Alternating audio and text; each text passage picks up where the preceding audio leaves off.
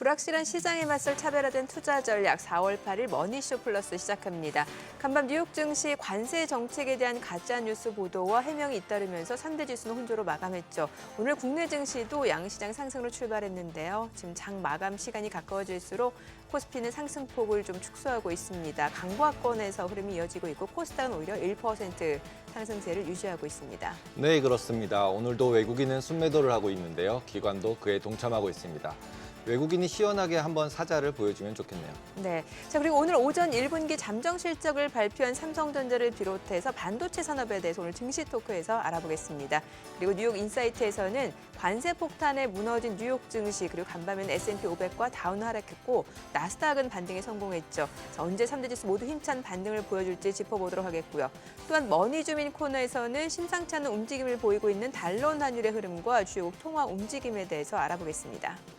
경제학에서 배우는 기본적인 이론이 통하지 않는 시장이 되는데요.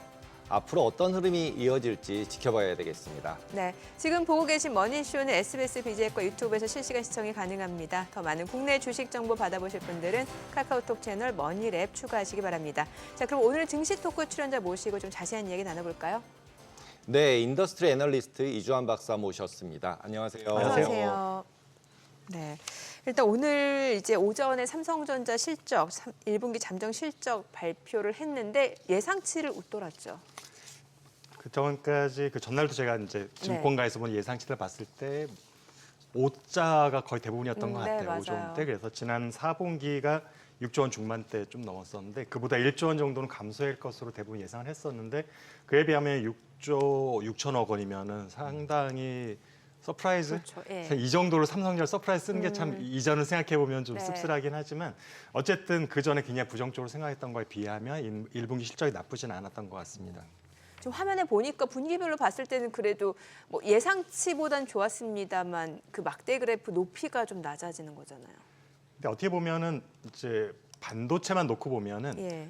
사실은 뭐 스마트폰이나 이런 가전도 비슷하긴 하지만 3분기, 4분기가 전통적으로 성수기로 들어가고 1분기, 2분기는 비수기이기 때문에 4분기에서 1분기로 올 때 실적이 하향되는 거는 자연스러운 현상인데 지금 최근에는 보면은 앞서 마이크론도 발표를 했지만 4분기보다 별로 나쁘지 않은 실적 발표했었고요. 네. 그때 마이크론의 영업이익률이 22% 정도 나오면서 4분기 최성수기일 때보다 3%포인트밖에 낮아지지 않아서 좀 의아했었고 그러면서 이제 HBM의 매출 비중이 높아졌다라는 것을 이제 꼽았습니다. 네. 그리고 디램과 랜드 주요 제품 가격이 하락세를 멈추고 일부 품목은 살짝 상승을 한 효과도 조금 있었던 것 같고요. 이런 것들이 묶이면서 이제 1분기 실적이 나쁘지 않았는데 근데 중요한 거는 미국의 엔비디아나 마이크론은 8월 결산 법인이고 네. 삼성전자나 SK하이닉스는 12월 결산 법인이다 보니까 월이 일치하지가 않아서 예. 지금 엔비디아나 마이크론의 2분기 실적을 발표한 거에는 작년 12월, 올해 1월, 2월이 들어가는 거고요. 네. 삼성전자 올해 1월, 2월, 3월이 들어가는 거라 예. 그 사이에 가격 변동들도 좀 있었고 시장 상황도 다르잖아요. 그러니까 특히 근데 3월로 오면서는 관세에 대한 영향과 우려가 굉장히 심해져 있는 상황이고 그것들이 사실은 선제적으로 먼저 좀 반응을 하고 있는 느낌을 받고 있죠. 주가는 네. 물론이고 여러 가지 지금 재고 정리라든지 지금 마케팅하는 전략 같은 것들의 변화가 지금 눈에 띄고 있는데요.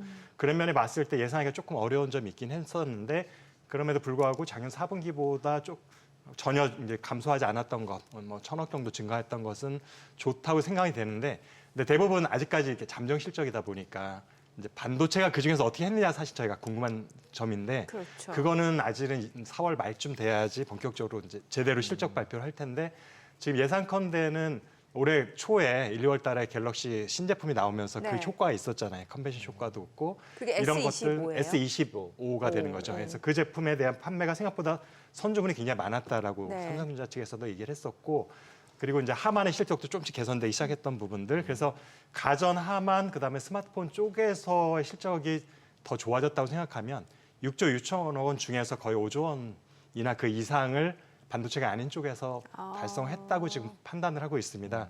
그렇게 보면 반도체만의 영업이익을 놓고 보면은 2조 원은 분명히 안 될 것 같고요. 네. 1조 원이나 1조 원을 조금 상회하는 수준 정도로 예상이 되고 있어서 그렇게 보면 작년 1분기에 삼성전자 DS 부분 영업이익이 1조 9천억 원이었었거든요. 네. 그보다 안 좋은 거죠.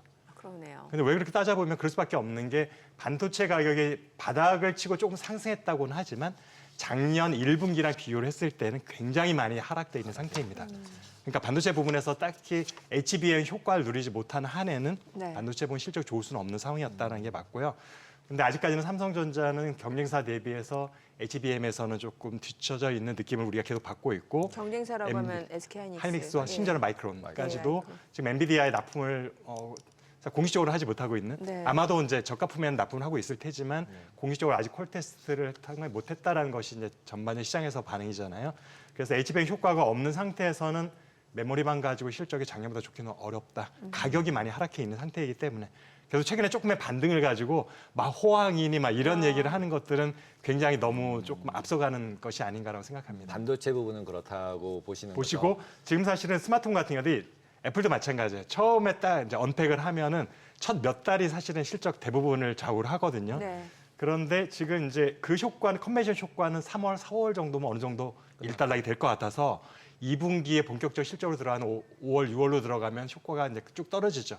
그렇게 되면 MX 부분의 실적이 1분기보다는 쭉 감소할 가능성이 높아서 이 부분은 얼마나 반도체 부분이 대신 상쇄해 주면서 1분기보다 최소한 나쁘진 않은 실적을 2분기에 나올까 하는데 현재 반도체 가격의 흐름으로 봐서는 1분기보다 썩 좋아지기는 쉽진 않습니다.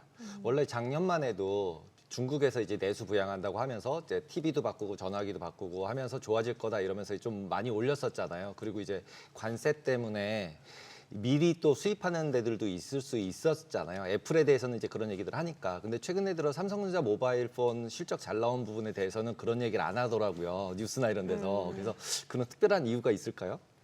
지금 이구환신이라는 게 전반적으로 보면은 애플, 삼성전자도 일부는 사겠지만 네. 대부분은 사실은 중국 제품 쪽에 수혜가 돌아갈 것으로 저는 생각을 하고 있고요. 기존에도 보면은 이제 이게 과거에도 가끔씩 한 10년이나 15년 주기로 중국에서는 그런 내수 부양책을 한 번씩 해요. 네. 계속 새로운 IT 기기를 사면은 보조금을 주는 식으로 했을 때 2012년도쯤에는 이제 LCD 패널과 TV, 노트북 뭐 이런 쪽에서 굉장히 그런 효과가 났었는데 그때도 보면은 1년 정도의 내수 부양 정책이 끝나고 나서 봤을 때 중국 업체 점유율만 부쩍 올라가는 효과가 있었고 네. 외국 기업들한테는 그렇게 큰 수혜가 있지는 효과가 않았던 것을 없었어요. 봐서 이번에도 이구환신이 아마도 모바일 제품이나 태블릿 같은 쪽에 집중될 가능성이 크잖아요. 네. 젊은 세대들이. 네. 그렇게 했을 때 아마도 자사 제품 쪽에가 더 많은 수혜가 있을 거라고 보고 있습니다. 중국이 특히 젊은 세대들은 그 우리가 뭐 약간 애국 소비라는 말을 쓰고 있지만 그런 경향이 상당히 있습니다. 네, 맞습니다. 그래서 그런 효과가 이번에도 아마도 중국 업체들이 더 많은 수혜를 누릴 것으로 예상하고 있습니다. 네. 그리고 이제 관세와 관련해서 이제 반도체 지금 아직까지는 디테일하게 나온 얘기가 없는 것 같은데 일단 도널드 트럼프 지금 관세 정책 이제 시작이잖아요. 그럼 반도체 섹터에 대해서도 이제 관세를 부과하겠다라고 하면은 이거는 분명히 영향이 있을 수밖에 없는 상황이잖아요. 근데 우리 잘 보시면은 예. 철강과 자동차는 먼저 25% 부과했고 예. 그다음에 이제 보편적 관세를 부과했는데 보편세 과거할 때 그거를 가중하지 않았어요. 25%는 그대로 픽스가 되는 상태여서 지금 우리 한국이 이제 4월 9일 날 되면 전 품목에 대한 관세가 25%가 될 때 이미 25% 관세가 붙어 있는 품목들은 25%가 이제 맥시멈이 될 가능성이 높고 25 플러스 10이 아니라 아니고 그렇게 보면 반도체도 추가라기보다는 전반적으로 상한선 25%가 부과된다고 보는 것이 조금 더 타당하다고 저는 생각이 되고 있고요. 그런데 우리가 한국에서 반도체란 품목이 무역협회 그 코드로 보면 HLC 8542번인데 여기에 해당하는 거는 1.2에서 1.4%밖에 안 돼요. 미국으로 수출하는 것이. 그래서 반도체에 직접 부과되는 관세가 큰 영향을 미치진 않는데 더 걱정되는 건 중국은 우리보다 훨씬 더 높은 관세를 붙잖아요. 그렇죠. 결국에는 한국의 반도체가 중국으로 가장 많이 수출되는 이유는 중국에 가서 최종 제품으로 조립이 돼서 미국으로 가기 때문인데 네. 그러니까 그쪽에는 이제 품목이 반도체 품목은 아닌 거예요. 완제품의 품목인데 그것이 중국에 대해 부과가 될 때에 그 수요가 감소하겠죠. 미국 수출이. 예. 그러면은 당연히 그 안에 들어간 반도체 부품도 한국으로부터 수입량도 줄어들 것이다. 그러네요. 이것이 관세 효과보다는 훨씬 더 광범위하면서도 크게 다가올 가능성이 커서 중국에 대한 미국의 제재 쪽이 조금 더 저는 큰 영향을 미칠 것 같습니다. 네, 그렇겠네요. 그러면은 그 핸드폰 지금 스마트폰에 대해서는 보니까 이제 베트남 쪽 중국에서 생산을 많이 한다면서요. 스마트폰의 절반 이상이 베트남에서 생산합니다. 삼성전자. 같은 근데 경우는. 지금 베트남, 그러니까 결국에는 미국 입장에서는 중국이 다른 나라를 통해서 우회적으로 수출하는 것도 다 막겠다라는 거고, 그래서 베트남에도 지금 고율의 관세를 부과했잖아요. 그럼 우리나라 삼성전자도 이걸 피해갈 수가 없는 상황이잖아요. 그래서 지금 이제 베트남에 있는 생산 기지를 멕시코나 미국 쪽으로 지금 물량을 많이 이전시키는 것을 고민하고 있는 것 같고요. 네. 멕시코 같은 경우는 처음에 굉장히 강하게 선제적으로 하다가 이번에 또 9일날 하는 적대적인 국가에는 또 빠지는 등 이렇게 또 유화 정책을 피고 있어서 멕시코에 대해서 약간 아직은 문이 열려 있다고 판단한 것 같은데 사실은 좀 더 지켜봐야 될 것 같고요. 제가 볼 때 한 달이나 2달 정도는 백악관에서 어떤 얘기가 나오더라도 이게 정말 최종인 건지 아니면 협상용 무기인지가 판단이 되기 어려운 상황이라 이걸 가지고 기업들이 한번 공장 이전하거나 하는 것도 굉장히 큰 일이거든요. 상당한 비용도 발생할 수 있어서 지금 당장에 4월 달에 관세 부과되는 걸 가지고 그런 전략을 바꿀 가능성은 없다고 보고 있고요. 몇 달 정도는 최소한 보고 이것이 고착화될 것 같다라고 하면 그때 들어서 저희들이 공장 이전을 한다든지 아니면 마케팅의 유통 경로를 바꾸든지 하는 방법도 있을 수가 있으니까 이런 전략들의 변화가 있을 것 같습니다.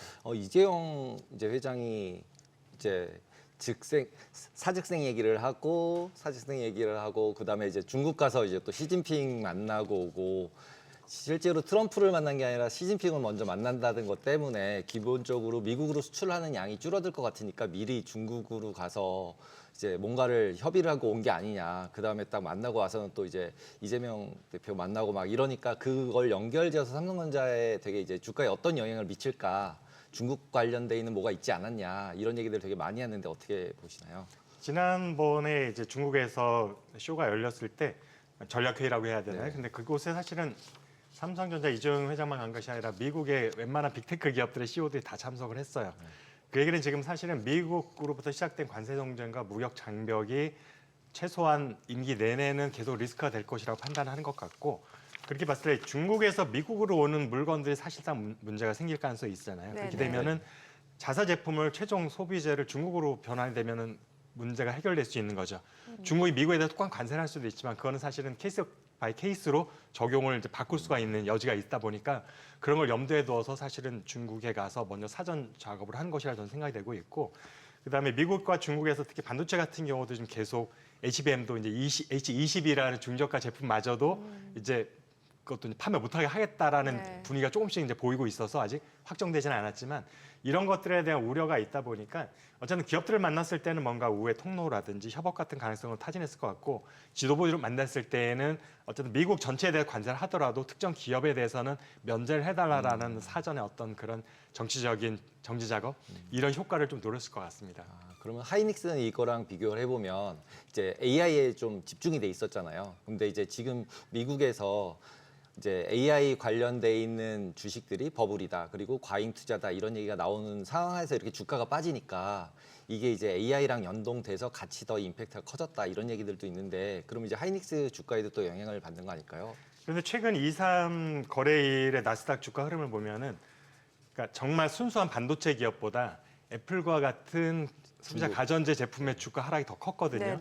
그래서 이거는 지금 반도체나 AI에 대한 문제가 아니라 무역 장벽으로 인한 최종 소비재가 안 팔릴 것에 대한 우려들이 더 먼저 선반영되고 있다고 보여지고 오늘도 보면 슈퍼마이크로 같은 기업들은 굉장히 오히려 폭등을 했어요. 주가에서. 그래서 지금 반도체에 대한 부정적인 건 아닌 것 같고 결국에는 이제 최종자 컨슈머 제품에 대한 우려가 더 큰 상황인 것 같습니다. 근데 하이닉스 같은 경우는 없잖아요.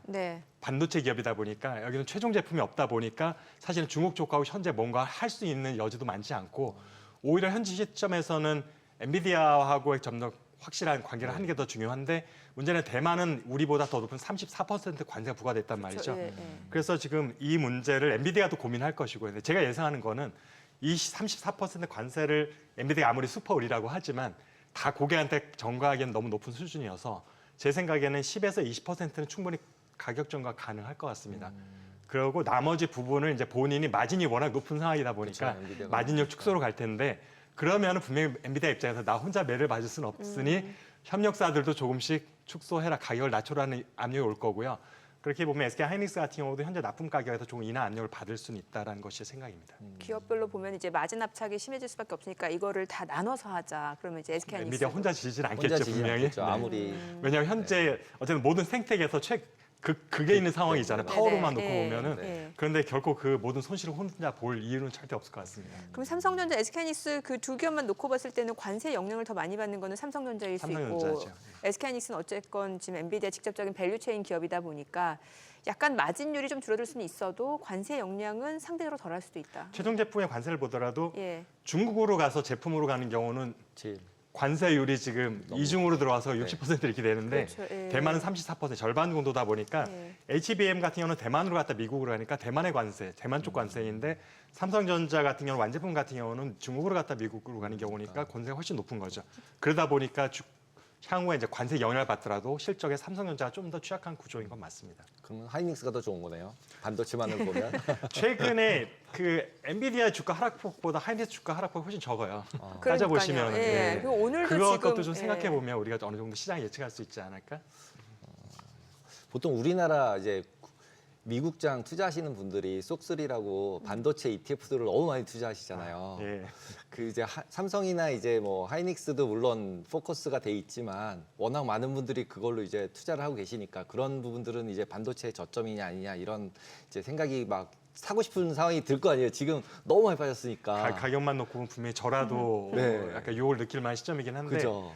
근데 만약에 투자자한테 뭔가 그래도 도움이 될 만한 말씀을 드린다고 하면은 저점일 수도 있긴 하죠. 그런데 사실 지금의 상황은 이게 사실은 굉장히 유동성이 큰 상황이에요. 굉장히 변동성이 큰 상황이라서 네. 네. 이게 바닥이라고 생각했을 때 또 뭔가 트럼프의 어떤 액션이 들어왔을 때 쭉 더 빠질 수 있는 가능성도 완전히 전 배제를 못하고 있어서 지금 만약에 현찰을 갖고 있는 고객 입장이라면은 지켜보는 것을 좀 추천을 드리고 싶고 이미 갖고 있는 품목인데 뭐 조금 올랐다 해서 팔아야 되느냐고 할 때는 사실은 지금 갖고 계시는 게 좋지 않을까라. 왜냐 싸다는 말씀 하셨지만 갖고 있는 주식은 쌀 때 팔 이유는 없는 거잖아요. 그렇죠. 현찰을 새로 들어가는 것에 대한 고민이라면은 저는 조금 더 시장이 안정될 때까지 그런 다음에. 지켜봤으면 좋겠습니다. 좀- 한국도 그렇고 나스닥도 마찬가지입니다. 지켜보고 들어가야 되는 시기다 지금. 그게 조금 더 높아져 있다 하더라도 마음고생을 덜 할 것입니다. 네. 지금 워낙 불확실성이 크다 보니까. 그렇죠. 예. 그러면 그 삼성전자 같은 경우는 결국에는 이제 그 엔비디아 HBM 퀄 테스트 이게 중요하다라는 거겠네요. 그렇죠. 지금 가능성이- 보면은 예. 지금 현재 얘기로서는 HBM 5세대, HBM 3E에 지금 12단 얘기도 나오고는 있고, 근데 네. 삼성 하이닉스는 사실은 이미 대부분 다 통과한 그러니까, 제품들이고 예, 예. 지금 HBM 4를 올해 할 거냐 아니면 내년으로 연기될 거냐라는 것이 오히려 포인트 관심사잖아요. 경쟁사 같은 경우는. 근데 삼성전자는 아직까지도 그 전 제품에 대해서도 퀄 테스트 얘기가 나오지 않은 상황이니까 사실은 이게 5세대와 4세대 퀄 테스트를 지금 통과해봤자 실적에 큰 영향을 미치기가 쉽진 않아요. 이미 그 시장은 다른 기업들이 다 장을 해버렸기 때문에 그러게요. 대체하진 않을 거거든요, 물량을. 후발주자잖아요. 조금 줄 수는 있지만 예. 그건 어쩔 수 없는 상황이라 예. 그렇게 되면은 퀄테에 통과하는 것들은 테스트인 거죠. 6세대를 안정적으로 가기 위해서는 5세대가 안정적으로 나와야 6세대에 대한 가능성이 높아지기 때문에 퀄테에서 받아보는 것을 저는 맞다고 생각이 되지만 정말 주력으로 마케팅에 해야 될 것은 6세대이다, HBM4이다. 이것을 경쟁사보다 먼저는 아니더라도 최소한 뒤처지지 않게 양산에 들어가야 되는데 이미 HBM4에 대해서도 경쟁사는 이미 퀄테 샘플을 보냈다는 얘기가 나오고 있으니까 이미 몇 달이 뒤쳐져 있는 상황이에요. 그래서 지금 상반기는 이미 느린 것 같고 이미 틀린 것 같고 하반기 중에는 최소한도 샘플을 하고 한 번에 샘플 퀄테에서 통과를 한다고 하면 아마도 지난 1년 반 동안 삼성전자가 어려움을 겪었던 것의 상당 부분은 좀 회복이 될 수도 있지 않을까라고 조심스럽게 예측을 해봅니다. 그럼 삼성전자 입장에서 주가가 상승할 수 있는 모멘텀은 뭐예요? 지금 제가 볼 때 그냥 메모리 시장 자체에 뭔가 좋은 것이 나오기를 기대하기는 어려울 것 같고요. 네. 말씀드렸지만 이제 2분기에 글로벌 시장 조사 업체에서 생각하는 가격 변동 폭이 HBM 소폭 상승, 나머지는 현재 수준 정도거든요. 그러니까 가격이 더 이상 높아지길 기대하기 좀 어렵다 보니까 휴대폰 같은 경우도 컨벤션 효과임이 끝나간다. 그렇다면 사실은 현재로서는 그렇다고 파운더리는 오히려 축소하는 상황이잖아요. 그래서 지금 현 시점에서 보면 솔직히 말하면 현재 내놓은 카드로서는 주가 상승 모멘텀 없습니다. 근데 여기에 이제 없습니다. 앞으로 내놓을 카드 생각보다 빠르게 HBM4 콜 테스트가 통과를 한다든지 그래도- 샘플이 고양에 전달했다는 뉴스가 나오게 되면은 예. 그게 하나의 반전할 수 있는 모멘텀이 되지 않을까? 아니 모멘텀이라고는 해도 그래도 이게 이제 예를 들면 삼성전자 같은 경우는 실제로 D램에서 가장 돈을 잘 벌면 실적이 빨리 올라오잖아요. 근데 지금 말씀하신 것처럼 D램이 진짜로 별로다라고 생각을 하면 삼성전자 입장에서는 뭔가의 포트폴리오 다양화하는 다른 옵션들이 너무 없는 거 아닌가요? 지금 현재의 상황으로는? 지금 이전 같으면 네. 그러니까 HBM 없던 시절에도 일반 대부분의 디램 낸드 제품에 있어서 삼성전자가 하이닉스나 마이크론보다 항상 제조원가가 낮았어요. 네. 그래서 같은 가에서 마진율이 높았었는데 지금 그게 무너진 거예요. 이게 무너져 있다 보니까 기댈 언덕이 없어진 거예요. 이전 상황에서 새로운 신제품인 HBM에서는 승기를 잡지 그렇죠. 못하고 있는 상황. 네. 이기 때문에 반도체 부분만 놓고 보면 제가 볼 때는 현 시점에서 우리가 지금 몰랐던 예상 밖의 무언가 카드가 나오지 않는 한은 사실은 반도체 않다. 부분이 실제 굉장히 좋아질 가능성은 좀 높지는 않다고 보고 있습니다. 그러면은 사실 이제 뭐 반도체 산업에 대해서 만약에 투자자 입장에서 본다라고 하면은 갖고 계신 분들은 좀 보유를 해야 되는 거고 신규 진입을 고려하고 계신 분들은 조금 여러 가지 매크로 변수라든지 어떤 트럼프 입에서 나오는 발언들을 좀 체크해 보면서 좀 신중하게 접근을 해야 된다라는 거잖아요. 단기적으로 많이 하락했기 때문에 네. 분명히 조만간 어느 정도 상승이 나올 거라고 생각이 되고 있어서 네. 예를 들어 탈출을 원하시는 분들이라면 탈출. 그때를 노리는 것이 좋다고 생각이 되는데 그렇다고 이게 작년과 아직 계속 우상향으로 연말까지 올라갈 가능성이 있느냐 아니라는 거죠. 사실 저뿐만 아니라 많은 전문가들 만나 얘기를 해봐도 그렇게 생각하는 분은 거의 없었고요. 네. 그래서 올해는 제가 볼 때는 변동성이 커서 나름대로 투자 전략, NBA에 대한 삼성전자의 투자 전략을 말씀드린다면 하한선과 하단을 좁게 밴드를 설정해 놓고 예. 그 안에서 자주 사고 파는 전략이 오히려 안전하면서도 누적 수익률이 높아질 것 같습니다. 예전에 제가 이제 삼성전자 관련돼서 얘기 들은 것 중에 이제 인력들이 너무 많이 빠져나간다. 하이닉스로 빠져나가고 중국으로 빠져나가고 이런 상황이어서 이제 이슈가 계속 있었고 그다음에 예를 들자면 하이닉스보다 삼성전자가 연봉이 낮다 그러더라고요. 그래서 굉장히 깜짝 놀랐었거든요. 삼성전자가 항상 연봉이 제일 높았었는데 그래서 그런 부분들 때문에 결국은 이제 우수 인력이나 이런 부분들을 이제 원래 삼성은 제일 우수 인력을 무조건 제일 많이 뽑았던 회사인데 그 부분이 많이 바뀐 부분이 있나요? 아니면 실제로 이렇게 시장에서 얘기되는 것처럼 그 부분에서도 이미 경쟁력을 잃었다 이렇게 봐야 되는 건가요? 사실 제가 월급별 보진 않았지만 이제 과거의 상황 경험과 지금의 상황을 유출해 보면 기본급에서 차이가 있지는 않을 것 같아요. 네. 그런데 결국에는 성과급 반도체 기업들이 보면은 성과급 비중이 워낙 높다 보니까 그쵸. 여기는 어쩔 수 없이 많은 영업이익을 벌고 있는 하이닉스는 하이닉스가 많이 올라갈 지급할 수밖에 수밖에 지급률이 없으니까. 높을 수밖에 없고 삼성전자는 적자를 보면서 성과급을 줄 수는 없는 거잖아요. 그건 사실 규정상으로도 안 되고 돼요. 아무리 노조 쪽에서 강하게 주장하더라도 재원이라는 게 한정돼 있기 때문에 투자할 재원을 갖다 뭐 다 인건비로 쓸 수는 없는 거잖아요. 그렇죠. 그런 면에서의 총액이 차이가 나는 것이 최근 한 1년 반 정도의 상황인 것 같습니다. 아니 지금 얘기를 계속 저희가 하면 할수록 삼성전자 그 8만 전자라고 하는 그 8만 원 선까지 회복이 굉장히 좀 쉽지 않아 보이거든요. 그럼 기회비용을 전자가 쉽진 않죠. 네. 왜냐면 지금 보면은 뭐 6만 전자까지도 쉽지도 좀 않은 상황이고 이러면은 그냥 갖고 계신 분들은 뭐 언제까지 기다려야 되는 그래서 거예요? 제가 지금? 보면은 이게 사실은 이제 복리를 우리가 그 굉장히 파워풀함을 알잖아요. 예. 반도체 투자에서는 적은 수익률이라도 그것을 반복해서 누적했을 때 누적 수익률이 굉장히 커지는 전략이 있는데 예. 많은 분들이 한 번의 거래로 30% 40%를 노리기 때문에 어려운 건데요. 5%를 5번 하겠다고 하면 그 누적한 복리 효과가 나기 때문에 굉장히 높은 수익률이 되거든요. 그래서 삼성전자 같은 경우는 저 같으면은 5만 3천 원에 팔아서 6만 3천 원에 판다. 그러면 마진율이 거의 20% 정도 돼요. 네. 그거를 1년에 서너 번만 반복하면 100% 이상 나오는 거거든요. 그럼 결국 올라갔을 때 팔고 내려갈 때 사고를 계속 계속 사고 열심히 팔고를 하는 해라. 거죠. 근데 제가 볼 때 갑자기 이게 7만 원, 8만 원 쉽게 가지는 않을 것 같으니 네. 차라리 5만 3천 원에 살아서 6만 3천에 파는 전략을 기계적으로 계속 하게 되면 엄청난 수익률을 저는 받을 수 있다고 우리 생각해요. 의외로 이제 하방은 막혀 있으니까. 하방이 막혀 있으니까 아, 그러니까 좀- 사자가 나오더라도 오래 가지는 않을 거라는 않을 생각이 것 나오면 같으니까. 있습니다. 그러니까 좀 박스권 매매를 박스권인데 굉장히 밴드를 좁게 잡고 하는 게 네. 근데 그게 누적해 보면 쏠쏠합니다. 경험적으로 보면. 네. 자, 지금 시각 3시 25분 향이 갑니다. 오늘 양시장 이제 마감 호가 상황 좀 체크해 보겠습니다. 코스피 오늘 0.2% 소폭 상승 마감 예상됩니다. 2,330포인트로 집계가 되고 있습니다. 사실 이제 오전장만 하더라도 좀 강하게 어제장의 낙폭을 좀 만회할 수 있을 것으로 기대가 모아지면서 좀 탄력적인 상승을 좀 기대해 봤는데 오후 들어서 상승폭 많이 반납하고 있는 모습이고요. 코스닥도 0.8% 상승 마감 예상됩니다. 지금 호가 상황으로 봤을 때는 656포인트 좀 예상이 되고 있고요. 시가총액 상위 종목 예상 체결가 지금 호가 좀 보겠습니다. 삼성전자가 오늘 강보합권 마감 예상됩니다. 사실 뭐 삼성전자를 비롯해서 오늘 대형주들이 오늘 개장하고 나서는 좀 탄력적인 반등을 보여줬었는데 지금 많이들 지금 차익 실현 또는 이제 손절에 나서면서 오늘장 마감에서는 상승폭을 축소한 채로 마감이 될 것 같습니다. 호가 53,300원, SK하이닉스 2% 상승 마감 예상되고요. 호가 168,700원, LG에너지솔루션은 1.2% 하락 마감 예상됩니다. 예상 체결가 31만 9천 원, 삼성바이오로직스도 0.7% 하락 예상되고요. 지금 호가는 100만 원이네요. 현대차 0.5% 상승 마감 예상됩니다. 예상 체결가 18만 원. 기아가 0.7% 상승 마감 예상되고요. 지금 호가는 85,200원, 삼성전자 우선주는 본주보다는 그래도 좀 상황이 괜찮아 보여요. 1% 상승 마감 예상되고요. 호가는 44,500원, 셀트리온 소폭 하락 예상되고요. 예상 체결가 16만 3,800원. 한화 에어로스페이스 종가는 69만 4천 원에 형성될 것으로 보여집니다. 오늘 주가가 굉장히 탄력적으로 좀 반등을 보여줬는데 지금 뭐 마감가도 좀 8% 강세로 마감이 예상되고요. 네이버는 반면에 6% 하락 마감 예상됩니다. 지금 호가는 17만 9,500원으로 집계가 됩니다. 코스닥 시가총액 상위 종목 예상 체결가 마감 호가 좀 체크해 보겠습니다. 알테오젠 오늘 7% 상승 마감 예상됩니다. 지금 예상 체결가는 36만 원.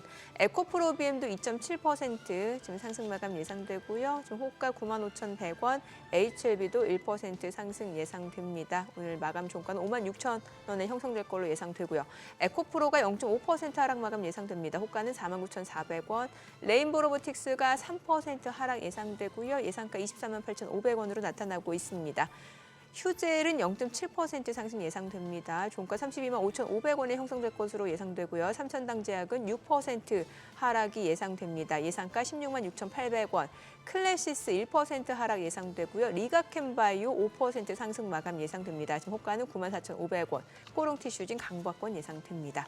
자, 오늘 뭐 지금 마감 호가 좀 체크해 보니까 뭐 뉴욕 증시만 변동성이 큰 게 아니라 국내 증시도 변동성이 상당하네요. 그렇죠. 예. 근데 이게 미국 시장 같은 경우도 어저께 같은 경우 하락을 해서 출발을 했다가 또 루머로 급등하는 맞아요. 양이 너무 컸다가 다시 또 제자리로 왔다가 맞아요. 우리나라도 이제 오픈할 땐 되게 좋았는데 끝날 때 보니까 거의 보합인데 네. 우리나라 시장이 보통 미국 시장에 좀 앞서서 움직이니까 시장이 이제 먼저 네. 있으니까요. 그래서 오늘 미국 시장이 굉장히 중요할 것 같습니다. 오늘 한국 시장처럼 어저께 상승폭을 또 이제 간신히 바닥에서 이제 올려놨는데 그거를 하락세로 돌면은 관세 전쟁에 대한 부분이 어느 정도 해결이 안 되는 상황이 되지 않을까. 거기다가 이제 삼성전자나 하이닉스 같은 경우 이제 반도체 쪽에 더 포커스가 돼 있으니까 우리나라 같은 경우는 그래서 더 좀 불안불안해 보이는 느낌이네요. 사실 뭐 말씀 주신 대로 이제 간밤에 보면 뉴욕 증시에서 그 S&P 500 같은 경우도 마이너스 4%로 시작했다가 장중에 그 뭐 관세 90일 유예한다는 뉴스 나오니까 또 올라갔다가 플러스 3%, 또 가짜라고 하니까 다시 보합. 네. 뭐 이거는 완전 롤러코스터예요. 네, 아무것도 예. 하지 말아야 되는 것 같습니다. 아, 지금요? 네. 근데 거래량은 지금 18년 만에 또 최고라잖아요. 그게 이제 더 문제죠, 이제. 네, 그러게요. 기계만 막 움직이고 있다는 뜻이라서. 막 프로그램 매매 나오고 네. 그러네요. 이제 저희 그 계속해서 그 반도체 얘기를 좀 해봤는데 그러면은 지금 말씀 주신 내용 보면은 이제 국내 증시에서 뭐 시가총액 비중이 큰 게 지금 반도체 섹터긴 합니다만 참 막 미래가 엄청 밝아 보이는 느낌은 아니에요. 뭐 관세 이슈도 있고 여러 가지로 봤을 때 그러면 투자자 입장에서는 우리나라 반도체 기업을 선택하는 것보다는 미국 반도체를 선택하는 게 더 좋을 수 있나요? 작년 말에 이제 관세가 이 정도까지 될 거라고 생각 안 했던 네. 상황에서는 전 나스닥 쪽에 점수를 줬었거든요. 예. 그래서 만약에 반도체 섹터를 놓고 어느 쪽을 투자할 거냐라고 하면 아무래도 상승률이 나스닥 쪽이 높을 것 같다라고 네, 예상을 네. 했었는데 지금 이제 미국 기업들이 오히려 더 가장 큰 피해를 보는 것 있죠. 같이 지금 전반적으로 이제 시장에서 반응을 하고 있고 사실 그게 맞기도 하고요. 맞죠. 왜냐면 미국엔 사실은 자체적인 제조시설 미국 갖고 있지 않기 때문에 결국 부품이 되든 완제품이 되든 다 외국에서 만든 내 거를 가져오는데 엄청난 관세를 내야 되는 거라서 네. 어처구니 없지만 그게 현실이고 그래서 미국에서도 주말에 굉장히 많이 60만이 모이는 이제 트럼프 물러나라 이런 시위 그러게요. 집회까지도 열렸던 건데 이것들이 얼마나 이제 완화될지 모르겠어요. 이게 개별 국가별 협정을 통해서 완화될 수도 있고 얘기를 저희가 마감 상황 확인해보고 좀 그럴까요? 들어보도록 하겠습니다. 저 오늘 국내 증시 마감 상황 확인해봅니다. 마감합니다.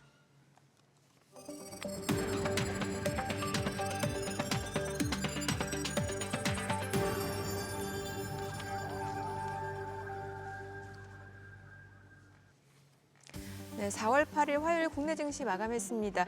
오늘 오전장만 하더라도 사실 어제 워낙 코스피 코스닥이 5% 넘게 떨어지면서 장중 저점에서 종가가 형성이 됐기 때문에 좀 저가 매수 유입을 기대하면서 좀 반등 흐름이 계속해서 유지되지 않을까라는 기대감도 있었습니다만 종목별로 굉장히 큰 변동성을 나타내는 상황이었고 그러다 보니까 좀 녹록지 않은 상황이었던 것 같습니다. 또 수급적으로 보더라도 외국인이 현선물에서 모두 매도를 나타냈기 때문에 시장이 좀 탄력적인 반등을 기대하기 쉽지 않았던 것 같은데 오늘 마감 지수 좀 체크해 보도록 하겠습니다. 자, 먼저 코스피부터 좀 보도록 할게요. 코스피 오늘 마감은 0.2% 소폭 상승 마감했습니다. 일단 뭐 장중에 좀 상승폭을 많이 좀 반납하면서 강보합권에서 마감이 된 상황이에요. 2,334포인트. 코스닥은 그래도 1% 반등해줬습니다. 658포인트입니다.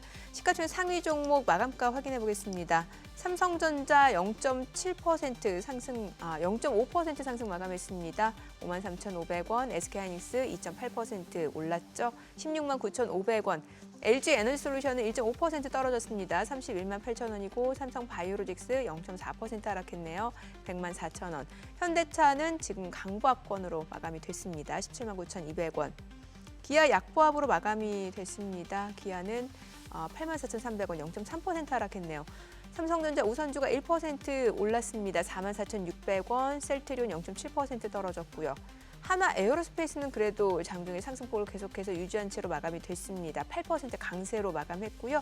69만 8천 원, 네이버는 6% 떨어졌습니다.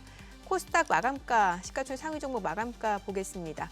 알테오젠 흐름 굉장히 좋았네요. 오늘 7% 상승 마감했습니다. 사흘 만에 반등을 보여줬고요. 36만 500원 종가입니다. 에코프로비엠 2.3% 올랐습니다. 9만 4,800원이고 HLB도 0.7% 올랐습니다. 55,800원. 에코프로는 보합으로 마감이 됐고요. 레인보우 로보틱스는 2% 떨어졌습니다. 24만 500원. 그리고 이제 삼천당작 휴젤 보도록 할게요. 휴젤이 1% 올랐네요. 32만 6,500원. 삼천당작 많이 떨어졌습니다. 6% 하락 마감했고요. 종가는 16만 6,800원. 클래시스도 0.5% 하락했고요.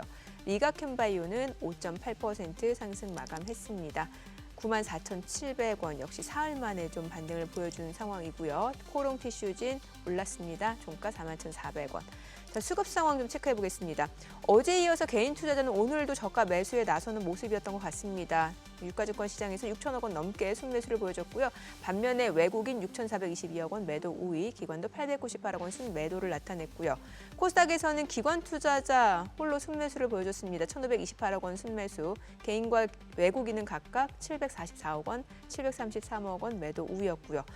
외국인 오늘 오전에 선물에서 좀 순매수를 보여주나 싶었는데 어제처럼 오늘 외국인 선물에서도 매도 규모가 좀 컸습니다. 지금 8천 계약 넘게 외국인 선물 시장에서 매도 우위를 나타냈습니다. 자, 환율도 좀 체크해 보도록 하겠습니다. 달러 환율입니다. 오늘 5원 40전 상승한 1,473원 20전에 마감이 됐습니다.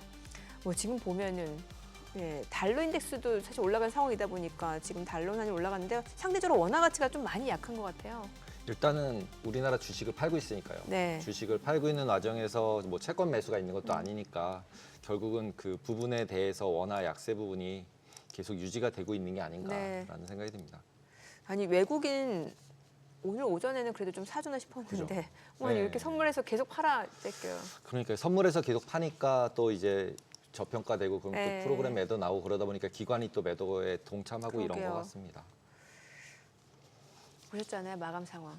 근데 지금 보면은 지금은 약간 공포 상황인 것 같아요. 공포? 왜냐하면은 이게 이제 뭐 미국이 뭐 아무리 25%가 됐든 50%가 됐든 관세하고 상관이 없는 섹터가 있잖아요. 네. 금융주나 게임주 같은 경우 전혀 상관이 없는데 같이 하락을 하거든요.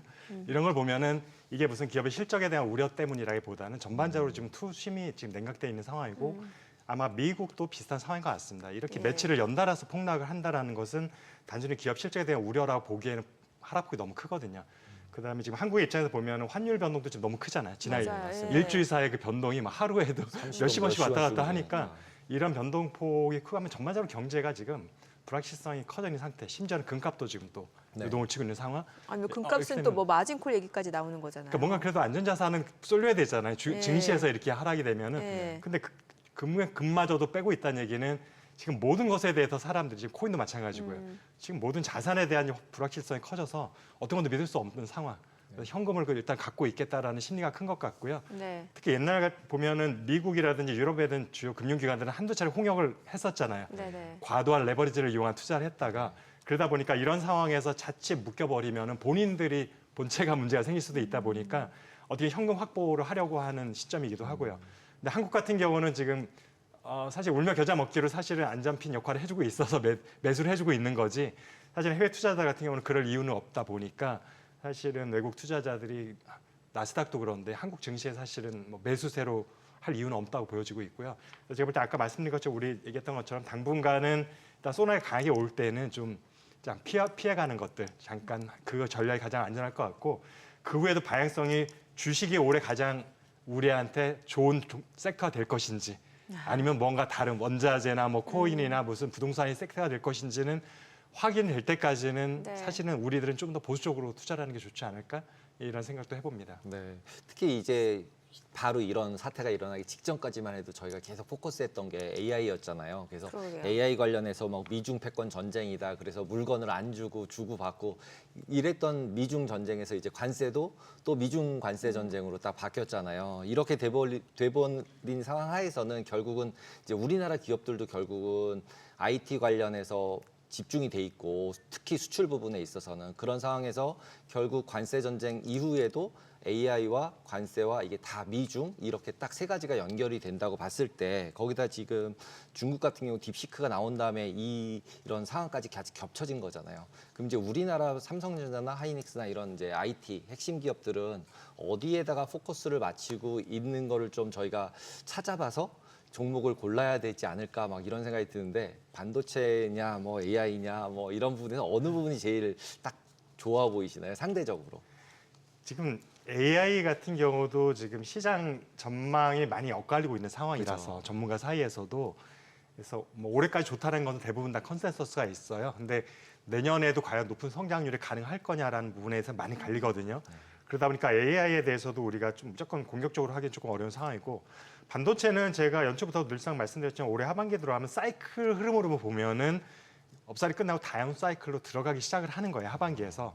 그러니까 그쪽에 우리가 공격적으로 투자하기는 또 쉽지는 않은 거죠. 물론 제가 말씀드린 사이클은 기업의 실적이기 때문에 네. 주가랑 기업의 실적은 엇갈리기 때문에 또 다른 타이밍이 다를 수는 있긴 하죠. 그렇죠. 예. 그렇지만 우리가 어쨌든 참고는 해야 되니까 네. 왜냐하면 우리가 기업 투자할 때도 PER이라는 것들을 많이 보잖아요. 네. 결국 그거는 순이익 대비 주가를 보는 거니까 네. 실적과 연동이 될 수밖에 없는 거고 고PR이 되면 거품이 꼈다는 얘기를 많이 하고 있어서 제가 이런 부분에서 지금 말씀하신 것에 참 아주 좋은 대답들이 어려운 것 같아요. 왜냐하면 제가 투자하는 입장에 보더라도 현 시점에서는 그걸 판단하기 굉장히 어려운 것 같은데 예를 들어 지금 뭐 그렇다고 해서 전기차로 다시 가느냐 이 부분도 지금 사실은 어렵죠. 미국의 이 대통령 자체가 친환경과 거리가 먼 거리 분이 지금 멀죠. 돼 있기 때문에 쉽지 않아 보이고요. 네. 그다음에 중국에 워낙 강한 파워 드라이버가 있는 상황에서 네. 미국 시장을 우리가 많이 포커스를 했었잖아요. 이 부분이 지금 부메랑이 돼서 돌아오고 있는 시점이 또 돌아오고 있다 보니까 최근에 또 하나는 요즘 이제 방산 관련된 기업들은 아직까지는 그래도 선방을 하고 있는 맞아요. 것도 보여요. 조선과 방산. 이제 이 부분은 지금 판단이 좀 어렵습니다. 미국이 지금 립 서비스일 수도 있고 이게 구체적인 딜로 갈 수도 있고 일부는 이미 협약 체결된 것도 있긴 하지만 우리가 기대하는 만큼의 실적 견인할 만큼의 우리가 물량을 가져올 수 있을 것인지 지금 당장에는 한국 기업들을 통해서 다른 나라 중국과 조선, 일본 같은 조선사들을 어쨌든 이 플레이에 공격적으로 들어오게 하기 위한 어떤 미끼를 쓰는 것일 수도 있어서 이런 부분에 대해서 마냥 긍정적으로 보기는 아직은 조금 저는 어렵다고 보고 있거든요. 물론 작년, 재작년보다는 올해 실적이 좋아지겠죠. 근데 이것이 우리가 기대했던 만큼은 아닐 수도 있다. 초반만큼 상승세가 중후반으로 가면서는 안 될 수도 있는 가능성도 저는 배제는 않고 있어서 이런 것들을 지금 어떤 이슈를 따라서 투자하는 건 어렵다고 생각이 되고 있고요. 이럴 경우에는 두 가지 방법이죠. 아까 말씀드린 아주 효수로 가는 방법. 좁은 밴드 내에서 사고 팔고 계속 하는 방법. 좋은 회사 하나 트레이딩으로. 골라서 또 하나는 2년 정도의 텀을 가지고 중장기 투자를 하는 거죠. 그때는 정말 산업 본질의 기업 가치를 가지고 보는 거고 기업 자체의 체력을 가지고 보는 거니까 우리가 충분히 많은 전문가들 리포트라든지 강연을 들으면서 우리가 판단할 수 있는 근거를 찾을 수 있을 것 같습니다. 아, 어렵네요. 아니 저는 얼마 예. 어려운 장이란 얘기네요. 맞습니다. 아니 얼마 전만 하더라도 우리 한참 그 AI 이제 시작이다 뭐 개화기다 해가지고 뭐 하드웨어 소프트웨어 나오고 그죠. 뭐 데이터 센터 뭐 확장한다 얘기 나오다가 갑자기 마이크로소프트 데이터 센터 투자 또 안 하겠다 이러니까 이게 참 투자자 입장이 색깔려. 그래서 무슨 뭐 의료 AI 뭐 다 나왔잖아요. 그럼 그래서 그 한 15년 전인가 같은 회사 유명한 사이클을 보였었잖아요. 네. 처음에 엄청 관심도가 높은 시기에 했다가 쭉 관심이 떠지면 그때부터 본격적인 캐즘이 발생을 하고 캐즘. 그리고 나서 이제 테이크오프 시점이 생긴다는 건데 AI는 그게 너무 압축돼서 진행이 됐어요. 왜냐하면 실질적으로 실물 투자가 굉장히 작년 올해 진행이 됐기 네, 때문에 맞습니다. 단순한 관심사는 아니었거든요. 네. 그런데 이렇게 당겨서 발생했던 수요라는 거는 어떤 부작용이 있냐면 향후 몇 년 동안 그 수요가 정체되는 부작용이 생길 수가 있습니다. 2012년도 LCD 산업이 그랬거든요. 중국에서 그 보조금 정책으로 인해서 50%가 시장이 성장했어요. 2년 사이에 짧게. 그리고 4년 동안 제로 성장을 했어요. 그러니까 결국에는 어떤 산업이든지 정상적인 성장 곡선이 있는데 어떤 이런 정책으로 인해서 땡겨 쓸 수가 있는데 결국은 당겨 쓰는 거지 이 기울기가 바뀌는 건 아니라는 거죠. 근데 이제 보통 이제 AI 같은 경우 미중 갈등이 있었을 때 AI가 그냥 저희 리테일 상품들 우리가 쓰는 상품이 아니라 이건 국방이다, 핵무기와 같은 거다. 왜냐하면 이제 드론으로 싸워야 되고 로봇으로 싸워야 되는데 결국 이거는 국방 요인이지 실제로 안보의 요인인 거지 실질적으로 이게 우리가 쓰는 투자의 개념이 아니다. 그래서 무조건 투자를 해서 중국한테 이겨야 되고 그리고 딥식이 나오면서 미국이랑 중국이랑 감히 나를 이제 쫓아왔나 본데 이렇게 되니까 더 문제가 발생을 한 거고 그게 이제 터진 게 아니냐 이게. 그래서 이제 중국을 완전히 이제 고립을 시키기 위해서 관세 전쟁도 이렇게 더 세게 하고 막 이런 게 아니냐. 그리고 이제 중국도 이제 와서 혼자 뒤집을 수는 없잖아요. 네. 갑자기 다들 이제 유럽도 거의 약간은 꼬리 내리는 분위기잖아요. 관세 부분에서. 그러면 이제 결국은 또 관세도 미중 둘이 치고 바꾼데 이제 더 이상 관세를 올려봤자 중국 거는 어차피 못 쓰게 된 것 같은데 이런 상황에서 이제 삼성이나 하이닉스한테 너 이제 중국에 팔지 마. 이런 거를 이제 미국이 안 한다는 보장도 없잖아요. 트럼프는 아무거나 하니까. 아무거나 하니까 마이데이로. 아무거나는 네. 바이든도 했고요. 네. 그러니까 이제 그런 상황에서 그러면은 그 국내를 투자하는 게 나을까요? IT 기업이라면 아까 나스닥 관련된 쪽을 투자하는 게 나을까요? 고민이 좀 생기는 것 같아요. 거기다 이제 환율도 이제 달러가 약세가 될 거라고 생각하는데 계속 나스닥에 넣기가 이제 좀 찝찝한 거죠. 예, 그런 상황인데 그래서 저도 이제 국내 IT 기업들을 어떻게 하면 좋을까를 이제 생각을 해보는데 포트폴리오 짤 때 보통 이제 박사님 같은 경우 어떻게 생각을 하고 계신가요? 이게 사실은 이제 제가 3, 4년 전에 직장 동료들이 서학개미가 굉장히 많았습니다. 네. 그래서 저도 이제 뭐 직접 투자를 해보진 않았지만 이제 주판을 돌려볼 수는 있잖아요. 근데 기본적으로 이제 환율에 대해서 수수료가 계속 갈 때 올 때 발생을 한다는 게 있고 환전 수수료가 발생을 하고 그다음에 이제 환율이 예를 들어 정말 미국 달러가 약세가 돼 버리면은 빠져나올 때 현찰로 됐을 때 가치가 확 달라지는 부분이 있고 또 하나는 미국은 이미 사실은 이제 세금이 있잖아요. 20 네. 몇 퍼센트 정도 20% 세율이. 가 한국은 있죠. 계속 유예가 되고 있잖아요. 아직까지는 네. 대주주를 제외하고는 네. 세율이 없는데 미국 같은 경우는 그 세율도 생각을 해야 돼요. 그래서 환율과 환전 수수료와 세율과 이런 걸 다 하고서도 국내보다 이익을 얻으려면 최소 50% 이상의 수익을 올려야지 되는데 이제 그게 작년까지는 가능했었잖아요. 굉장히 우상향으로 무조건 올라갔으니까. 네. 근데 지금 S&P 5가 뭐 6천 얘기하다 지금 4천 되는 거 아니야라고 네. 지금 완전히 다른 상황이 바뀌었기 네, 때문에 맞습니다. 그래서 미 시장에 대해서는 기본적으로 고정적인 비용이 있다라는 것을 인식을 하고 본인 그 이상의 수익률을 얻을 수 있는지를 일단 계산해봐야 될 것 같고요. 국내 같은 경우는 최소한 그런 부분에 있어서는 아직은 비용 수수료는 훨씬 적은 상황이죠. 대주주만큼의 지분을 갖지 않는 한도는. 그래서 저 같으면은 올해 같은 경우는 원래 말씀드렸잖아요. 작년 같으면 나 같으면 나스닥 쪽을 찍겠다 했는데 올해 상황이 돼 보니까 안전하게 하려면 차라리 국내가 좀 더 나을 수도 그래요? 있다는 생각을 지금은 하고 있습니다. 아, 국내에서 그럼 조금 관심 있게 보는 섹터는 물론 이제 IT 쪽 전문가시긴 제가 사실 뭐 합니다만. 반도체가 아닌 쪽을 그렇게 잘 알지는 않아서 네. 그런데 항상 이제 주가가 지금 종합 주가를 보면은 막 네. 2,500도 밑으로 잠깐 내려왔다 막 이런 상황이잖아요. 네. 근데 보면은 시장에 이코노미스트들이 원래 주가를 예측하잖아요. 최종 주가 지수를 2,800, 2,900 심지어 3,000을 얘기하는 분도 이쪽 여기 SBS 방송에서도 제가 봤거든요. 뭐 언젠가는 가겠죠. 언젠가. 아니 그분들 이제 올해 안에를 얘기하는 건데 안에. 이제 그게 다 맞지는 않지만 최소한 현재 수준 2,500은 너무 싸다라는 공감대가 있다 보니까 만약에 지수가 최소한 2,700, 2,800까지는 올해 중에 올라간다고 네, 생각을 네. 하면은 가장 이득을 보는 건 금융 섹터죠 일단은. 금융. 왜냐하면 내가 돈을 벌던 못 벌던 증권사는 돈을 벌게 되어 있고 그다음에 은행 같은 경우는 아직도 마진율이 굉장히 높아요. 님이라고 하는. 예. 그래서 우리들이 금리가 하락을 함에도 있어도 불구하고 우리의 대출 금리가 낮아지지 않는 현실을 생각해 보면 은행도 한동안은 수익이 좋을 것 같다. 되게 그래서 재미없는 섹터잖아요. 재미없지만 이런 시점에서는 안전핀이 될 수도 있는 것도 금융 섹터일 수도 그냥 있는 것 보통 같습니다. 삼성전자랑 코스피를 두 개를 가지고 비교를 하면은 반도체가 그래도 나을 것 같으신가요? 아니면 코스피가 더 나으실 것 같아요? 지수에 투자를 할 지수랑 거냐. 두 가지 중에서. 지금 삼성전자가 사실은 거의 뭐 20%이기 때문에 시총에서 네. 지금은 근데 조금 많이 낮아졌지만. 낮아졌었죠. 최근에 들어서. 근데 낮아서 영향력이 좀 줄어들긴 한 거죠. 동시에 보면은. 그래서 제가 볼 때는 만약에 지수와 삼성전자 주식 두 개 중에 선택하면 현 시점, 딱 1분기 실적까지만 본 시점에서는 지수를 선택하겠습니다. 그러면은 왜냐하면 삼성전자를 보통 투자하시는 분들은 굉장히 보수적인 주식 투자자 분들이잖아요.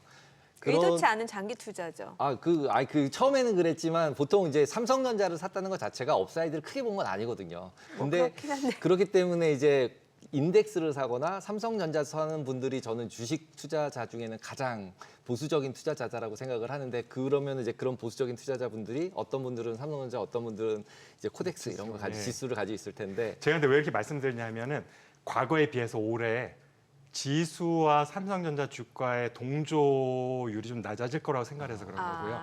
그렇게 되면은 삼성전자가 더 그런 오버 퍼포먼스 섹터에 있다는 거잖아요. 그렇죠. 미국하고 사이가 나빠질수록 중국하고 사이가 가까워질 가능성이 높아요. 네. 그렇게 되면은 게임주 같은 경우는 문호 개방 같은 것들, 신제품에 대한 것들, 그다음에 중국에서도 미국에 대한 반감이 한국에 대한 친근감으로 바뀔 수가 있어서 네. 그런 섹터, 그다음에 방산은 아까 우리 언급했었고, 그래서 네. 방산이나 게임 소프트웨어 쪽에서는 오버 퍼포먼 가능성이 있어서 그걸 감안하면 반도체는 올해 사실 쉽진 않아 보이니까 결국에는 삼성전자는 반도체가 메인이 올라가줘야지 올라가는데 그렇죠. 지금 지수를 구성하는 것 중에는 지금 말씀드린 두 것들 섹터가 있다 보니까 그래서 저라면 안전적으로 보면 지수를 하겠다고 말씀드린 겁니다. 인내심이 필요하겠네요. 반도체는. 그렇습니다. 네, 오늘 내용 잘 들었습니다. 고맙습니다. 감사합니다. 감사합니다.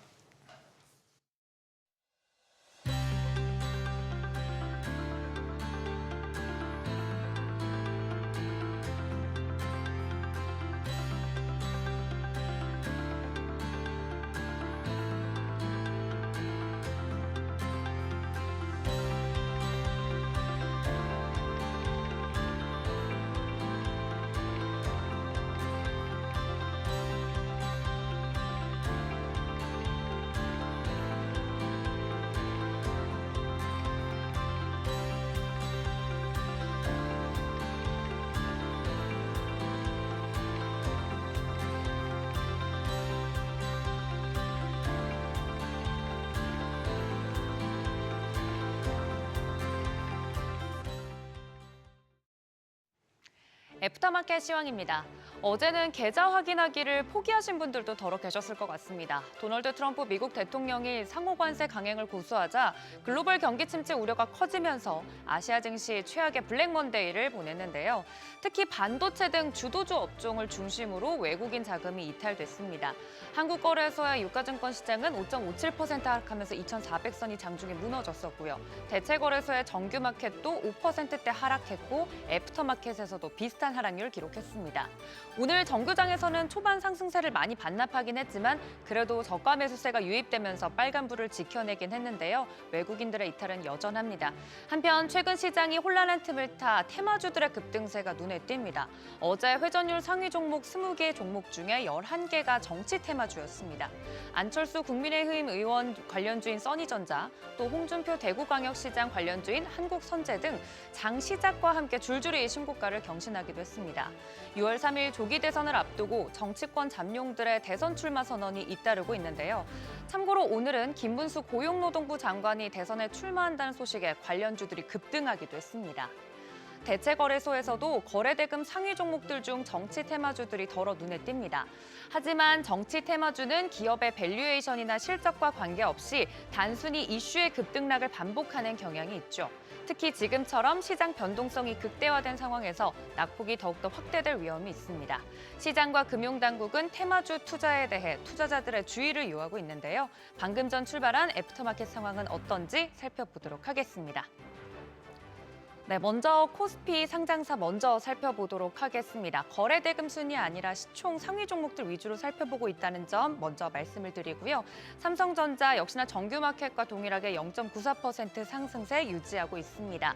하지만 낙폭이 컸던 만큼 상승 탄력도 SK하이닉스가 더 큰 모습입니다. 애프터마켓에서도 3%대 넘게 상승하면서 17만 원 선 SK하이닉스 지켜주고 있는 모습이고요. LG에너지솔루션은 1.55%, 삼성바이오로직스는 0.20% 하락세 보이고 있습니다. 완성차 업체인 현대차는 그래도 애프터마켓에서 빨간불 여전히 좀 이어가주고 있는 모습입니다. 0.06% 상승하면서 17만 9,200원 선의 움직임 보이고 있습니다. 이어서 코스닥 상장사도 살펴보도록 하겠습니다. 알테오젠 7%대 강세, 애프터마켓에서도 그대로 바톤을 이어받는 모습입니다. 36만 원 선에서 움직이고 있고요. 에코프로비엠도 2.27%, HLB도 0.36% 상승불 켜내고 있습니다. 반면 에코프로는 0.10%, 레인보우 로보틱스도 2%대 약세 그대로 이어가고 있는 모습입니다. 지금까지 애프터마켓 브리핑이었습니다.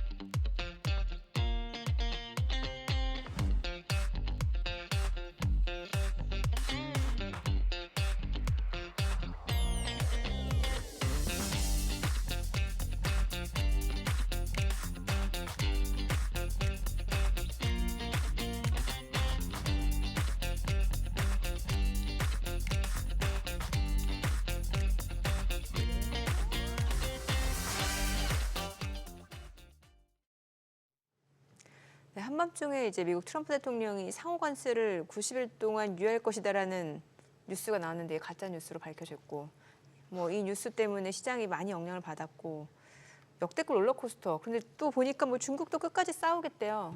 네. 관세도 또 더 높게 매기겠다라고까지 얘기를 했죠. 그래서 관세 부분에 있어서도 결국 미중 갈등 추가된다라고 보면 될 것 같습니다. 네, 일단 뭐 간밤 뉴욕 증시 같은 경우 혼조로 마감했는데 그래도 이제 뭐 다우는 좀 떨어지긴 했습니다만 뭐 나스닥하고 S&P 500 좀 선방한 모습이었고. 네. 오늘, 저점에서 네. 올라온 거 보면은 한 5%좀 올라간 것 같아요, 느낌은. 그렇죠. 왜냐면 워낙 많이 떨어져가지고. 아시아 시장부터 마이너스 5% 부분에 있었어서 이게 말이 되냐 막 이러고 있었는데 끝날 때 보합이니까 한 5%쯤은 올라간 느낌? 체감이 그렇죠. 네, 체감은 거기다 예. 이제 중간에 움직인 것들을 봐도 또 가짜 뉴스 나오고 나니 플러스 막 몇 프로까지 올라가고 그게 또 제자리로 돌아오고 그래서 굉장히 그 관세에 대한 영향력이 점점 더 커지고 있는, 그래서 아무도 네. 예상할 수 없을 것 같은 그런 그렇죠. 상황인 것 같습니다. 뭐 계속해서 트럼프가 어떤 발언을 내놓는지 또 중국은 여기 어떻게 대응하는지 이게 시장에 좀 많은 영향을 줄 것 같은데 관련해서 저희가 또 좀 자세한 이야기를 나눠봐야 될 것 같습니다. 오늘 김진 대표 자리했습니다. 어서 오세요. 안녕하세요. 먼저 해주세요. 일단 지금 프랍 트레이딩 했었습니다. 했었어요. 그러니까 네. 프랍 트레이딩 하시면 네. 일반적으로 이렇게 미국장 또 한국장 이런 거 여러 가지 다 보시잖아요. 그렇습니다. 그럼 주로 이제 지금 최근에 제일 많이 보시는 건 어떤 쪽을 제일 많이 보시나요? 그러니까 시장을 말씀. 네, 시장 중에서 지금 파코스에 딱 집중해서 보고 계신 파트가 있으실 것 같은데. 지금은 돈이 제일 중요하지 않나요? 캐시를 가지고 있어야 되는 건가요? 네. 그러니까 뭐 지금은 프랍 트레이더를 제가 이제 재작년까지 2년 전까지는 부서를 총괄하고 있었던 사람이라면 지금 입장에서 생각을 하면 되도록이면은 주식 비중은 가장 낮은 수준. 프랍은 사실은 없어도 되거든요. 없어도 되니까요. 예, 예. 없어도 되니까요. 그리고 굳이 너희들이 열심히 해서 돈을 벌겠다고 하면 방향성에 오픈된 포지션보다는 마켓 뉴트럴 중립적. 포지션, 중립형 포지션을 하고 그다음에 제가 제일 많이 강조를 하는 건 아마 괜히 쓸데없이 일을 열심히 해서 회사에 손해를 끼치지 마라. 손을 끼치지 마라. 네, 그러니까 지금은 열심히 하면 열심히 할수록 손해가 더 심할 거거든요. 지금은 네, 그냥 맞습니다. 가만히 있어야 돼요. 예, 그러니까 열심히 하는 의욕은 좋으나 그것 때문에 회사한테 괜히 손해를 끼치지는 않았으면 좋겠다. 이런 당부들을 막 하면서 트레이더들을 단속하고 다녔겠죠. 그래도 인버스 사라고는 안 하세요? 근데 쇼트 포지션을 제가 태생적으로 굉장히 싫어하기 때문에 네, 쇼트 포지션은 너무 위험하고 예. 그다음에 원래 이제 프랍 트레이딩 부서가 공매도를 이용한 전략들을 정말 많이 하고 그래서 제가 우리 SBS 나와서도 아침에 공매도에 대해서 예. 공매도 나만큼 많이 해본 사람 있으면 나와봐라. 그래서 막 오히려 이렇게 공매도 손실은 더 무한대로 커질 수 있다. 네, 예. 그렇게 말씀을 드렸었는데 이제 사실 공매도를 이용한 포지션을 취한다고 하더라도 그거는 마켓 뉴트럴 전략, 시장의 방향성을 잡지 않기 위한 전략으로 사용을 하는 거고 실제로 뭐 아래로 때려서 먹겠다 그러면은 저는 이런 얘기 많이 합니다. 너가 신이냐? 이 세상에서 제일 어려운 걸 그거 어떻게 하려고 그러냐? 이제 보통 이제 저도 이제 파생 쪽을 하다 보니까 이제 숏이다라고 하면 무조건 롱이 있었거든요. 네. 매수가 있는 상태에서 숏인 거지. 계속 숏만 쳐가지고 수익을 내는 거는 미국에 있는 공매도 펀드나 이런 데 같은 특별한 펀드들이 아니고서는 쉽지 않은 걸로 이제 알려져 있잖아요. 그 미국에서도 공매도 펀드가 그러니까 헤지 펀드 스타일 중에서 가장 비중이 작잖아요. 그쵸. 그리고 한 20년, 30년 이렇게 털어서 퍼포먼스 체크하면 가장 꼴등. 네. 네. 그냥 한번 2008년, 2010년 뭐 이런 거 한번 있을 때 한번 탑으로 한번 올라갔다가 뭐 그런 거잖아요. 그래서 네, 맞습니다. 그래서 길게 보면은 주가는 특히 미국 같은 게 올라가고 있으니까 네. 숏을 쳐서 수익을 내는 거는 그렇게 쉽지 않은 거죠. 그렇습니다. 네. 아니 현금이 가장 중요하다고 하셨는데 뭐 있으신 분들이야 뭐 그렇게 뭔가라도 하려고 하시겠지만 뭐 저도 그렇고 대부분의 투자자분들이 이미 손절 시기를 놓쳐서 현금이 많지 않단 말이죠. 네. 그러면 가만히 이제 일단 기다리고 있어야 되는 상황인 거죠. 저는 그렇게 생각하는 게 이제 일반적이잖아요. 예. 근데 여기서 사실 하나만 조금만 더 나갔으면 좋겠다 이런 생각을 말씀 많이 드려요. 이게 무슨 얘기냐면 일단 미국 시장만 좀 생각을 해보면 어찌됐던 2023년부터 시작됐던 미국 시장의 AI 랠리는 네. 일단은 종료된 거로 보여져요. 네. 종료된 걸로 보세요? 네, AI. 근데 저는 그걸 AI 전체 랠리는 모르겠고 AI 투자 사이클이라는 이름으로 붙일 수 있는 랠리는 종료된 거로 보여져요. 산업 말고. 네네. 예. 그러면 투자 사이클로 보는 그 랠리 상황은 종료된 거로 보이는 이유는 2023년부터 왔었던 추세는 완전히 붕괴된 상태거든요. 지금 나스닥을 기준으로 했을 때. 그러면 제 경험상 이런 식으로 시장이 일종의 붕괴 그리고 이후에 다시 뭐 오르겠죠. 늘 주식은 항상 사면 결국은 오르기 때문에. 근데 가장 핵심적인 것 중에 하나는 뭐냐면 뭐가 다시 주도주가 될지는 그러게요. 알 수 없다는 거거든요. 아, 그러면 가장 많이 오류를 범하는 이유 중에 하나가 네. 이렇게 시장이 무너지고 나서 이제 많은 분들이 종목을 찾으시거든요. 종목을 찾으실 땐 그 기준이 뭐냐면 이전에 제일 셌던 거를 기준으로 찾으세요. 근데 대개의 경우 이제 시장의 사이클이 안 무너진 상황이면 그게 맞습니다. 왜냐면 거기서 수익을 한번 봤기 때문에. 네, 근데 시장의 사이클이 무너지지 않고 그 사이클이 유지되는 그 개념이 유지되는 거라고 한다면 그러면 이전에 가장 강했던 종목들이 이후에 다시 가장 강한 종목이 될 텐데 실제로 사이클이 무너지고 나면 새로운 컨셉의 시장 상승의 컨셉이 생길 거고 네. 거기에 해당하는 새로운 종목군들이 생길 거거든요. 그러면 현 시점에서는 내가 어떤 종목을 지금 가지고 못 팔아서 가지고 있다고 했을 때 시장이 다시 안정을 찾아서 얼마가 지날지 모르겠습니다만 다시 안정을 찾아서 올라간다고 했을 때 내 종목이 올라갈 것이냐에서 굉장히 의문이 생기거든요. 잘 모르겠으니까 그냥 S&P 사야 되는 건가요? 예, 그렇기 때문에 차라리 내가 여기서 캐시 비중을 가질 수는 없다. 난 진짜 여기서 바닥이 지질 수는 없다. 이런 생각이라고 한다면 포트폴리오를 인덱스로 조금 옮겨가는 거는 유리한 전략일 수도 있습니다. 왜냐하면 인덱스로 옮겨갔다가 이제 주도주가 생기게 되면 인덱스에서 그 종목으로 옮겨가는 거는 좀 쉬워지거든요. 네, 그렇죠. 그러니까 그래서 그런 저는 그러니까 뭐냐면 이렇게 한번 이렇게 붕괴가 오면 많은 분들이 이제 앵커님께서 말씀하신 네. 것처럼 딱 한 번의 시기를 놓친 것 같은데 이제 버티는 거지 이렇게 생각을 많이 이제 안 하시는데 들여다보게 되고. 네, 근데 그 버티는 게 주식을 가지고 버티실 수는 있으나 네. 종목을 가지고 버티는 게 아니라 주식이라는 자산을 가지고 버텨야 된다. 그러면 현 시점에서는 포트폴리오가 조금은 인덱스 쪽으로 옮겨가는 게 더 나을 거다. 그랬을 때 다음 종목을 그러면 인덱스로 가지고 있으면 조금 덜 먹어도 수익이 나고 있는 상황이니까 이제 교체하기가 쉬워지거든요. 혹시 내려가더라도 좀 덜 깨지고. 네네. 그런데 만약에 이전에 바로 강했던 종목인데 그 다음 사이클에서 이 종목이 완전히 소외된다고 한다면 그럼 올라가는 것도 수익이 안 나고 수익을 못 거두는 상황이 되고 그럼 내가 이 주식을 팔아서 지금 저렇게 날아가고 있는 가장 센 주식을 사는 건 사실 더 어려운 일이 되는 그렇죠. 거잖아요. 예. 그렇기 때문에 요럴 때 포트폴리오를 교체하는 포트폴리오를 좀 재정비하는 전략 이거까지는 우리 투자자분들이 한번 고민을 해보셨으면 좋겠다라는 생각을 많이 하죠. 근데 이제 이번에 관세 이슈가 나오면서 네, 급락을 해버렸잖아요. 네 그렇습니다. 실질적으로는 보통 이제 시장이 이렇게 급락을 하게 되면 빅스 지수가 많이 올라가고, 네. 뭐 하이힐드 스프레드도 많이 올라가고, 그 다음에 국채 같은 경우는 이제 케이스 바이 케이스로 좀 이제 다르지만, 네. 그리고 그 주가는 주가 지수는 폭락을 해버리고 이런 상황이 됐을 때 과거 돌이켜 보면은 항상 사면은 벌었잖아요. 네네. 네. 그러면 지금 같은 경우 한 20% 이상 빠졌는데, 네네. 그리고 모든 사람들이 다 네거티브라고 지금 다 얘기를 하고 있잖아요. 네. 그리고 이제 트럼프의 관세도 솔직히 미중으로 이제 싸우는 걸로 확정돼 보이는 분위기인 것 같고, 이런 상황에서 이제 저희가 이제 관세 미중 갈등 그 넥스트에 나오는 어떤 위험한 추가적인 위험 사항이 없다면 네. 어떻게 보면은 지금 정도면 사도 돼 이렇게 생각할 수 있지도 않나요? 바이 더 딥.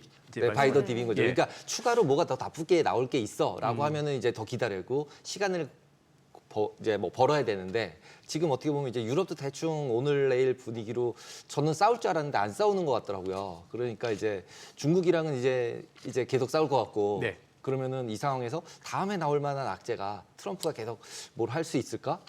이런 다음에 나올 악재가 뭐 어떤 게 있을 것 같으세요? 딱. 굉장히 어려운 질문을 주셨는데 다음에 나올 이게 악재를, 원고에 없는 내용이라 가지고 지금 제가 굉장히 막 머릿속에 생각하고 있거든요. 악재를 예측해 달라고요. 네, 근데 사실 오늘 좀 대기실에서 생각하면서도 이렇게 방송 보면서 하나 딱 떠올랐던 게 여기서 정말 많은 사람들이 이야기하는 것 중에서 여러 가지 시나리오들을 이야기를 하시잖아요. 근데 한 가지만 이야기를 안 하시더라고요. 뭐예요? V자로 올라갈 거다. 아, 이게 급 그렇죠. 예, 그것만 얘기 안 하세요. 네. 그래서 저건가 이런 생각을 많이 했어요. V자는 아니다. 이렇게 얘기를 계속 하고 있죠. 대부분 다 빠졌다고 하더라도 올라갈 때는 항상 시간이 좀 걸릴 거다라고 이야기를 하시거나 그쵸. 아니면 지금 굉장히 위험하니 아직 안 끝났으니 뭐 이렇게 생각을 다, 이야기를 예. 하시거나 하는데 모든 경우에서 V자는 없어요. 그래서 저는 일단 V자에 한 표를 일단은 던져보고요. 딱. 근데 이제 그 부분이 네. 솔직히 저도 이제 트레이딩을 오래 했으니까 과거를 돌이켜 보면 코로나 때 당했거든요. 네. 코로나 때 바로 올라가진 않을 거야. 네, 그랬는데 바로 갔잖아요. 그렇습니다. 그래가지고 이거 뭐지? 역시 세상은 매일 바뀌어. 맨날 과거가 똑같은 게 되지 않는구나. 이렇게 생각을 했었는데 그때 같은 경우는 돈을 이제 확 쏴줬잖아요. 네. 그걸 통해서 확 V자 반등이 가능했는데 지금 현재는 솔직히 돈을 확 쏴줄 곳이 있나라고 생각해 보면 이미 유럽은 돈을 쏘겠다고 얘기를 했고, 네, 그리고 중국도 돈을 쏘겠다고 얘기한 거잖아요. 네. 근데 미국만 지금 돈을 안 쏘겠다고 하고 있는 거나 마찬가지잖아요. 근데 저는 여기서는 조금 다른 접근을 좀 해보고 있어요. 사실은 네. 이건 좀 즉흥적인 건 아니고 앞서 이제 변동성 지수를 이야기를 하셨는데 지금 지난 새벽에 빅스 지수의 종가가 47이었는데요. 네. 이게 종가 기준으로 보게 되면 지난 30년 동안 세 번째로 높은 네. 거거든요. 세 번째로 높은 수준인데 그러면 역대 요 정도 수준이 뭐 어떤 일이 있었지? 글로벌 크라이시스? 내가 쭉 봤더니 98년에 아시아 쪽에서 우리나라 IMF 부르고 롱텀 캐피탈 펀드 망했을 때, 네, 롱텀 망했을 네, 때. 2008년에 금융위기 있었을 때, 그리고 2010년에 재정위기 있었을 때, 그리고 코로나 코로나 때였단 말이죠. 근데 이제 이 모든 앞서 코로나는 이제 질병 위기였던 거고, 이 나머지들은 다 금융기관이 망할 것 같은. 그렇죠. 파이낸셜 크라이시스. 예, 그러니까 뭐냐면 소위 이건 다 자본시장이니까 금융 시스템 자체가 이거는 흐트러질 것 같은. 네. 근데 이걸 저는 굉장히 큰 위험이라고 생각하는 네, 이유는 맞아요. 이게 잘못됐을 경우에 도대체 GDP부터 얼마나 아픈 영향을 줄 수 있을지가 계산이 안 되거든요. 네. 그런 상황인데 지금 이 관세로 계산이 안 되나? 라고 생각하면 계산 안 되지 않거든요. 그래서 될 것 같거든요. 예, 계산 네, 대충 맞아요. 되거든요. PCE 한 얼마만큼 올라갈 것 같고, 네. GDP 한 얼마만큼 올라갈 거, 그러니까 내려갈 것 같고, 네. 이게 딱 계산이 된단 말이죠. 그러면 일단 생각하는 거는 변동성 지수 자체로만 보면은 역대급 수준으로 위기 수준으로 지금 올라가 있는데 실제로 지금 시장이 미국 시장이 빠지고 있는 이 위기 자체는 본질적으로는 굉장히 다르다에 초점을 맞추고 싶어요. 이전에는 어떤 이 정도의 위기가 어떤 피해를 끼칠 수 있을지조차 가늠 안 될 것 같은 시스템 위기였다면 지금은 인재지 않습니까? 네. 그러면 의외로 이게 이제 앞으로 이렇게 된다 이런 말씀은 아니지만 사실은 이런 상황에서는 되게 해결 방안은 굉장히 쉽다라고 생각을 하거든요. 트럼프가 트럼프가 인재라고 지금. 네. 그러니까 지금 화면에 나오네요.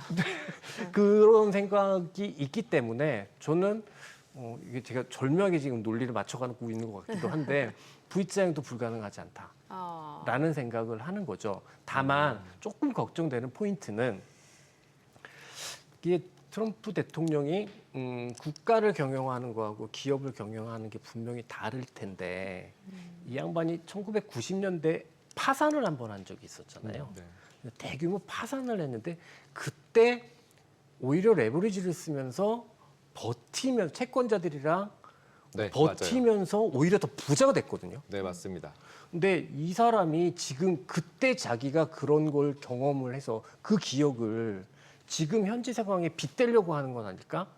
저는 그게 시장이나 저나 시장이 가장 걱정하는 포인트인 것 같아요. 예. 왜냐하면 그냥 정치가로서 생각을 하면 지금은 반응이 와야 되거든요. 무조건적으로 와야 됩니다. 왜냐하면 중간선거도 남아있고 이대로면은 선거 무조건 지죠. 근데 당연히 반응이 와야 되는데 혹시 자기가 예전에 파산했을 때 나는 방법이 있어.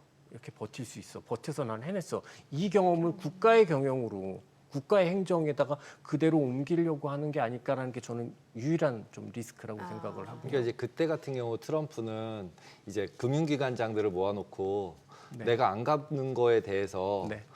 이제 협박을 한 거잖아요. 그렇죠. 네, 협박을 그렇습니다. 하고 안 갚았잖아요. 예. 그러니까 이제 지금도 그 미국이 협박을 이렇게 막 하고 미국 자체가 안 갚으면서 넘어갈 수 있다. 돈을 더 풀면서. 지금 같은 경우에도 사실은 만약에 미국만 나빠졌으면 트럼프가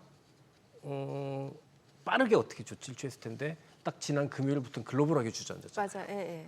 그러면 이제 지금 트럼프 입장에서 채권자는 유럽, 뭐 중국 이쪽이지 않습니까? 그러니까 계속해서 싸울 카드가 있다는 거죠. 그러니까 그러면 안 되는데 네. 그렇지 않을까가 제가 생각할 때는 가장 핵심적인 이슈인 것 같고 사실 되게 속상해요. 왜냐하면 트럼프 대통령 머릿속에는 사실 시나리오가 있었을 것 같거든요. 어떤 시나리오냐면 상호관세 때문에 시장, 금융시장 전체가 전반적으로 조금 흔들린다고 하더라도 감세만 나오면 그렇죠. 감세를 바로 올리려고 회복될 그러는 거야. 건데. 네. 라고 맞습니다. 그런 시나리오를 갖고 있었을 것 같거든요. 네. 근데 지난 주말에 상원에서 통과를 했단 말이죠. 예산안 결의안이. 예. 근데 아무도 몰라요. 뭐 뉴스에는 나오긴 했는데 근데 특히나 뭐 미국 분들은 아실지 모르겠지만 우리나라에서 제가 여의도에 있는 후배들한테 너는 그러면 감세안 통과는 고민 안 하니 했더니 우리 오전에는 방송했어요. 근데 감시안 통과한 거. 다들 진짜요? 네. 막 이렇게 그러니까 뭐냐면 잘 몰라요. 그러니까 그만큼 시장이 좀 가려져 있는 것 같은데. 악재에 포커스가 돼 있는 거죠, 네네. 지금. 근데 약간 지난 밤 오늘 밤에 또 다시 변동성이 커지면 제가 정말 드릴 말씀이 없습니다만 지난 밤에 보면 그래도 미국 시장이 되게 이제 롤러코스터처럼 움직인 듯했는데 네. 그것도 가만 따져 보면 앞에 2시간만 그랬거든요. 아, 그렇죠. 그렇죠. 예, 그러니까 하락해서 막 올랐다가 가짜로 올렸다가 내렸다가 막 빠졌다가 그 다음부터는 횡보였어요. 맞아. 예, 예. 횡보였거든요. 그러면은 그 시간 이후부터는 시장이 약간은 외부의 소음에서 실질적인 내성을 갖추고 있는 게 아닐까라는 생각을 하게 됐었고요. 또 하나는 지난주 금요일까지 하락할 때 제가 되게 밉살스럽게 후배들한테 얘기를 했던 것 중에 하나가 야 그냥 기술적 테크니컬한 패턴을 생각하면 여기서 나스닥은 15,200까지는 빠져도 돼. 라고 이야기를 했었거든요. 왜냐하면 딱 테크니컬한 범위가 15,200까지는 보였었단 말이죠. 보이긴 보이는데 200주선에 다 맞았으니까 네. 여기서 탁 튀어 올라도 되잖아요. 근데 저는 걱정했던 게 어떤 거였냐면 네. 어저께 우리나라 장중에 시간에서 마이너스 4%, 마이너스 5%의 하락을 보였지 않습니까? 네, 네. 맞아요. 그러면 저는 이제 금융위기나 이럴 때 진짜 걱정스러웠던 포인트 중에 하나가 뭐냐면 늘 이제 빠지면은 우리 같은 사람들은 기술적으로 어디까지일까 이렇게 계산을 하지 않습니까? 그렇죠. 근데 그게 제일 무서울 때가 언제냐면 그 계산이 안 맞을 때거든요. 그러니까 그 선이 내 경험엔 지켜줘야 되는데 경험적으로는 지켜줘야 되는데 그냥 무너져 내리면 야 이건 진짜 큰일 났구나 이런 생각이어서 사실 저는 어저께 마이너스 4%, 마이너스 5%로 내 찍을 때 이거 안 되는데 이러면 이거는 여기서 지켜줘야 되는데 라고 생각을 했는데 지난 밤에 어찌됐든 가짜 뉴스건 가짜 뉴스가 네. 아니건 간에 그러면서 기술적 범위 내의 하락으로 마무리를 했거든요. 5천을 지켰죠. 네, 그렇다라고 생각하면 아직은 기술적 범위 내에 있어 보이기 때문에 약간 내성도 갖춰가고 네. 시장이 내성을 갖춰가고 약간의 내성을 갖춰간다는 건 다른 의미라기보다는 결국은 외부에 굉장히 많아 있는 소금으로부터 조금씩 해방된다는 뜻으로 생각을 하거든요. 그럼 조금씩이나마 해방을 하고 있다고 하면 우리 지금 이렇게 가려져 있는 감세도 한번 생각해 볼 것 같기도 하고. 저 원래 네. 지금 아까 말씀하셨듯이 딱 시나리오는 감세로 올려서 내가 이제 과거의 청사는 바이든 거라고 하고 이제 네. 신규 청사는 신규로 이제 올리는 건 내가 감세로 올린 거야 이러면서 이제 중간 선거 이기려고 한 건데 지금 이제 꼬인 거죠. 네네. 그러면 지금 이 상황에서 근데 이 꼬인 걸 트럼프는 어쨌든 풀어야 되잖아요. 원하던 원하지 않던. 지금 이걸 풀어야 되는데 지금 나머지 모든 나라가 다 이제 자기에게 복종을 하고 다 이제 올 거라고 생각을 했는데 그래도 유럽이 약간 이제 오는 듯 하긴 하지만 아직 확정은 아니지만 그리고 이제 중국은 이제는 확실하게 쟤는 나랑 싸우겠다고 하는구나 이렇게 확정을 지어버렸잖아요. 예, 그러면 맞아요. 이제 인플레이션 자체를 무시할 수 없는 상태로 된다는 게 확정이잖아요. 그래서 이제 어저께 같은 경우도 이제 금리가 20bp 이상 10년짜리가 빠졌다가 어저께는 다시 20bp 이상이 확 올랐는데 이렇게 이제 금리 시장까지 움직임이 커지면 실제 돈이 갈 곳이 없잖아요. 그렇습니다. 네, 그러면은 이 상황에서 다시 주식으로 리스크 에셋으로 넘어가려고 하면 뭔가의 로직이 좀 있어야 되는데 그게 이제 일단 지금 말씀하신 감세 정도라고 보면 될까요? 아니면 트럼프가 이렇게 관세 나 이제 나머지 애들은 다 풀어줄게 이렇게 바꾸는 거라고 봐야 될까요? 일단 시장이 원하는 건 지금 현재 상황에서 시장이 원하는 거는 그냥 그 얘기를 할 것 같아요. 그냥 이 관세. 관세. 네, 관세를 초점 맞출 것 같은데 저는 감세가 더 네, 감세가 더 핵심이다라고 그래요? 생각을 하고 정말 역대급 규모이기 때문에 사실은 지금 이 관세를 생각을 하면 이게 미국 기업들을 못 살게 굴어서 정부 재정이 늘어나는 거거든요. 네. 이거 되게 사회주의 국가거든요.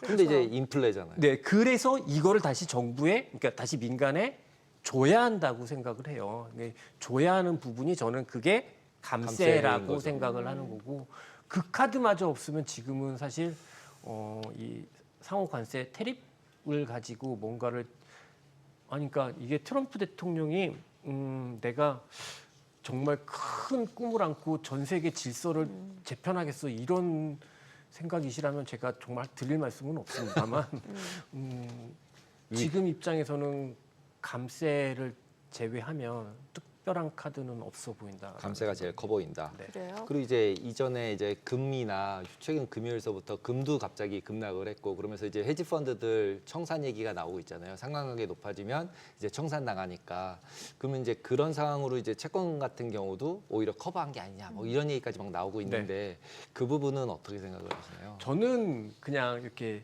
이런 어떤 수급적인 요인이나 이런 쪽보다 오히려 조금 포커스 맞췄던 거 저는 좋은 시그널로 봤거든요. 아, 오히려. 예, 왜냐하면 일단 어찌됐든 상호관세 이야기가 나오고 나서 그리고 나서 가장 많이 걱정됐던 거는 리세션 리스크지 않습니까? 네, 그렇죠. 근데 지금 결국 채권의 흐름을 보면 결국 상호관세 발표 이후에 가장 빠르게 움직였던 폭을 되돌린 게 채권 금리고 그다음에 네. 달러 지수거든요. 네. 그리고 아직 주식은 아직 못한 상황이고 그러면 채권의 흐름을 보면 채권 금리가 아주 강력하게 내려가지도 않고 네. 그다음에 어저께 금리가 반등을 할 때도 보게 되면은 10년물이 훨씬 더 빠르게 움직이거든요. 올라가죠. 네. 그 얘기는 금리 스프레드가 일드 커브가 파지티브하게 바뀌는 예, 거죠. 스팁한 네, 걸 스티프로 가는 거죠. 유지하고 있다는 뜻이거든요. 그러면 저는 이런 생각인 거죠. 리세션인데 이런다고? 리세션인데 채권에서 이럴 수 있다고? 라는 생각이 들어서 저는 그래서 약간은 좀 긍정적인 시그널로 본 거죠. 무슨 얘기냐면 리세션 리스크를 의외로 금융시장에서는 굉장히 많이 프라이싱하지 않고 있구나. 네. 근데 이제 3개월 10년짜리 같은 경우는 이미 역전이 돼버렸잖아요.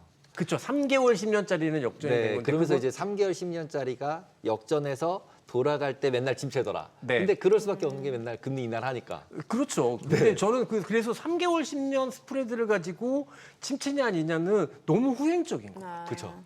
저는 그래서 그냥 투텐의 스프레드가 유지됐냐 네. 이제 이게 더 오히려 의미 있는 바로미터라고 생각을 하는데 그냥 아주 직관적으로 딱 생각해서 아니 리세션이래매 채권에서 이럴 일이야?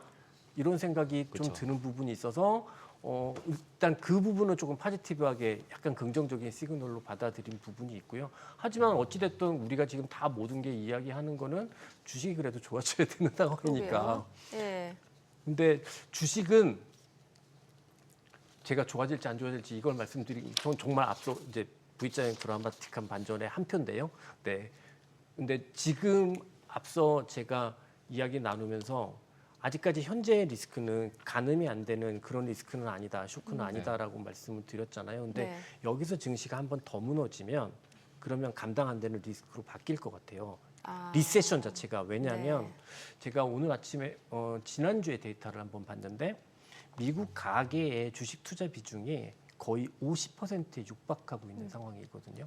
근데 이게 예전에 IT 버블 때 이후로 가장 높은 상황입니다. 네. 근데 만약에 여기서 주식 시장이 완벽하게 붕괴를 한다라고 하면 이거는 이제 가계 재정에 그냥 직접적인 타격이 된다고 생각을 그렇죠. 하거든요. 그러면 이거는 이제 연쇄적으로 왜냐하면 그래서 IT 버블 때도 결국은 주식 시장 무너지면서 미니 리세션이 왔었잖아요. 네, 네. 그럼 지금도 이제 최소한 여기서 미니 리세션은 리세션 폭이 작아서 미니 리세션이 아니라 기간이 짧아서. 근데 그 위험도 고려가 되는 상황이라서 지금 금리나 환율이나 이쪽에서 그래도 조금 안정을 찾고 있는 부분이 있다라면 주식도 빠르게 안정을 찾아야 할 필요가 있다. 안 그러면 큰일 난다.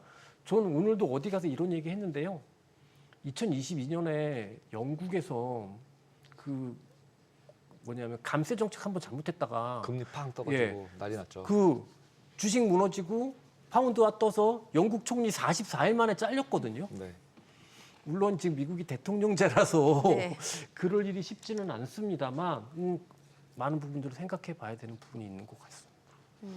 그래서 말씀 주신 내용은 이제 뭔가 좀 주식시장의 급반등을 좀 기대할 수 있는 시점이고 만약에 이게 무너지면은 조금 더 안 좋게 볼 수도 있는 상황이다. 그러니까 예. 지금 여기서 더 무너지게 된다면 예, 예. 저는 정말 리스크가 이제 그다음부터 커진다. 계산 안 되는 리스크로 갈 수 있다. 근데 보통 이제 생각할 때는 지금 정도 조금 사기 시작해서 더 빠질 때마다 사자 이 정도면 됐으니까 네. 이제 보통 이렇게 생각하는 것 같거든요. 왜냐하면 네네. 이제 지금 말씀하신 것처럼 완전하게 월스트 케이스로 가서 개인들이 다 무너지고 이랬을 때는 결국은 트럼프건 파월이건 뭔가 해결을 하겠지. 네. 이거를 뭐 끌고 갈 수 있는 방법은 없으니까 돈을 그럼 또 찍겠지. 네. 이렇게 되는 거잖아요. 그러니까 그렇죠. 이제 다이먼은 나와서 인플레이션이 있을 수도 있다 뭐 이렇게 얘기를 하는 네. 거죠. 결국 너네들은 돈 풀지 몰라. 그러다 보니까 돈을 더 풀어서 인플레이션이 생기니까 금리 뭐 이제 인상 얘기까지 어젠 보이더라고요. 네. 그래서 야 이 와중에 금리 인상을 얘기한다고? 그래서 제가 좀 어이가 없었는데 예, 저는 그 이제 다들 여기서 이제 페드 풋, 네, 네. 트럼프 풋 예, 뭐 이런 예. 걸 기대를 하지 않습니까? 네. 근데 이게 지금 돈 풀어서 될 일인가? 아 지금 이게 관세잖아요. 예. 관세를 그만둬야지. 돈 풀어서 될 일일까? 차라리 차라리 그러면 관세를 하는 이유가 돈을 안 풀고 좀 어떻게 남의 돈으로 해보려는 거잖아요. 근데 이게 실제로 미국 세수에서 관세가 차지하는 비중이 그렇게 크지 않다면서요. 네 그렇습니다. 예, 그러니까 이게 관세로 뭔가 세수를 채우겠다는 게 그렇게 그러니까 이게 겉으로 드러난 거고 드러난 거. 이제 보통 이게 보호무역을 하는 이유가 기업들을 더 경쟁력 있게 만들어주려고 하는 거잖아요. 우리나라도 그렇고 중국도 그랬고 그래 글로 성공을 해서 이제 우리나라도 경제 발전을 했고 중국도 경제 발전을 한 거죠. 근데 이제 미국의 입장에서는 이제 나만 돈만 준 거고 적자라고 우기는데 자기는 이제 솔직히 공해도 다 수출하고 네. 그다음에 자기는 종이만 주고 물건 갖다 다 쓰고 이러니까 당연히 적자인 게 맞잖아요. 그러니까 이제 보통 미국에 있는 학자들도 이런 상황인데 이게 당연한데 이걸 당연하지 않다고 이렇게 얘기를 해버리니까 이제 소요들이 일어나고 있는 건데 네. 근데 이제 트럼프는 그걸 이제 이렇게 우리 중국이나 한국이 한 것 같은 걸 자기도 하겠다는 거잖아요. 그랬을 경우에는 결국 인플레를 실제로는 피할 방법은 솔직히 없잖아요. 공장을 지어야 되고 돈을 풀어야 되고. 인플레는 사실은 당연히 발생할 수밖에 수밖에 없는데 그 수준이 그리고 그 기간이 어떤 수준과 어떤 정도로만 정해질 것인가 이게 사실은 이제 금융시장의 충격의 정도이라고 저는 생각을 하거든요. 근데 지금 사실 그거를 측정하기는 좀 어렵죠. 어려운 네. 부분이라고 생각을 하고요. 그다음에 그래서 앞서 이제 연준이 돈을 풀어도 저는 네. 이 국면은 궁극적으로 해결이 안 될 것 같다라는 생각이 들고 네. 진정한 풋은 감세다. 감세. 진정은 감세다. 네, 왜냐하면 결국 저는 어떤 해석이었냐면 이런 상호 관세를 하고 그다음에 뭐 유럽이나 우리나라한테 방위비 분담을 더 하라고 하고 하는 이유는 결국은 감세를 해서 감세를 통해서 재정이 나빠지는 네. 부분을 충당하기 위한 선제적인 조치라고 저는 그렇게 생각하거든요. 네. 그렇기 때문에 원래 주식 시장이나 금융시장 결자 해지가 중요하지 않습니까? 그렇죠. 예, 트럼프가 네, 그러면 결자 해지인데 창피하니까 내가 관세는 안 할게 이건 못할 못하죠. 거고, 예, 못하죠. 그거는 안 될 거고 네. 그러면 반대급부가 있어야 텐데 그 카드가 뭘까 생각하면 저는 그거는 감세밖에 없는 것 같다. 달러 가치 좀 여쭤보고 싶어요. 네. 지금 트럼프가 왜 관세 말고도 그 비관세 장벽으로 환율 얘기를 했잖아요. 그래서 왜 과거 닉슨 대통령 시절에도 보면은 뭔가 상대 교역국의 그 통화 가치 떨어뜨리는 거 그렇게 하지 말아라 이런 거잖아요. 그러면은 달러 가치는 어떻게 되는 거예요? 트럼프는 달러가 약달러를 좋아하잖아요. 내려가기를 예. 원하죠. 근데 지금까지 달러 지수가 계속해서 올라왔던 이유가 왜일까 이렇게 생각해 보면 저는 그냥 궁극적인 미국의 경쟁력이 우위였기 때문이라고 생각을 하거든요. 특히 AI를 중심으로 네, 해서 맞습니다. 그런 궁극적인 경쟁력의 우위가 있었기 때문에 달러 지수가 강세였는데 이거를 물론 의도적으로 이렇게 할 수도 있겠죠. 근데 만약에 여기서 달러 지수를 약세로 만들려고 하는데 중국 같은 경우는 오늘도 벌써 보면 위안화 위로 보내거든요. 예. 이게 뭐냐면 관세로 얻어맞는 만큼 난 위안화를 절하시켜서 이거를 이렇게 옵셋시킬 거야. 예, 예. 이 의도란 말이죠. 그렇죠. 근데 잘 될까? 이런 부분이 있고 그다음에 또 하나는 결국 그래서 제일 안타까운 부분은 트럼프 입장에서 생각해 보면 중립국이 있고 자기한테 별로 상관없는 나라가 있고 적대국이 있고 친구가 있는데요. 지금은 친구만 때리고 있는 거예요. 그렇죠. 근데 이거를 저도 친한 KB증권의 이은택 연구원이 많이 하는 얘기인데 깡패가 길거리에서 돈을 뜯을 때 제일 하기 좋은 방법이 모르는 사람 돈 뜯는 게 아니라 친구한테 너 돈 좀 있니? 이러고 돈 뜯는 게 제일 쉬운 방법이다라고 이렇게 표현을 하더라고요. 근데 저는 맞다고 생각을 하거든요. 예. 그래서 지금 상황은 달러를 약세로 만들려는 의도가 있다고 하더라도 그 통화는 결국은 미국의 우방국이라고 할 수 있는 일본 뭐 이쪽으로 중심으로 전개될 수밖에 없지 않겠나. 그래서 이런 예니 생각. 또 강세인 것도 있겠네요. 네, 그럴 수밖에 없지 않을까. 중국은 오늘도 환율 시장 딱 봤는데 위안화만 이렇게 위로가 맞아요. 있어요. 네. 거의 이제 찍을 수 있으니까. 네, 근데 이거는 다분히 의도적인 거고. 네, 네, 의도를 네. 반영할 수 근데 있습니다. 의도가 뭘까 그러면 관세? 그러면 나도 상호 관세 그리고 나는 환율까지 이렇게 하는 거라고 음모론적으로 생각을 해봅니다. 네, 실제 그렇게 상식적으로 한다고 했으니까. 맞으시는 것 같아요. 예, 예. 네, 그러실 것 같아요. 알겠습니다. 오늘 내용 잘 들었습니다. 고맙습니다. 감사합니다.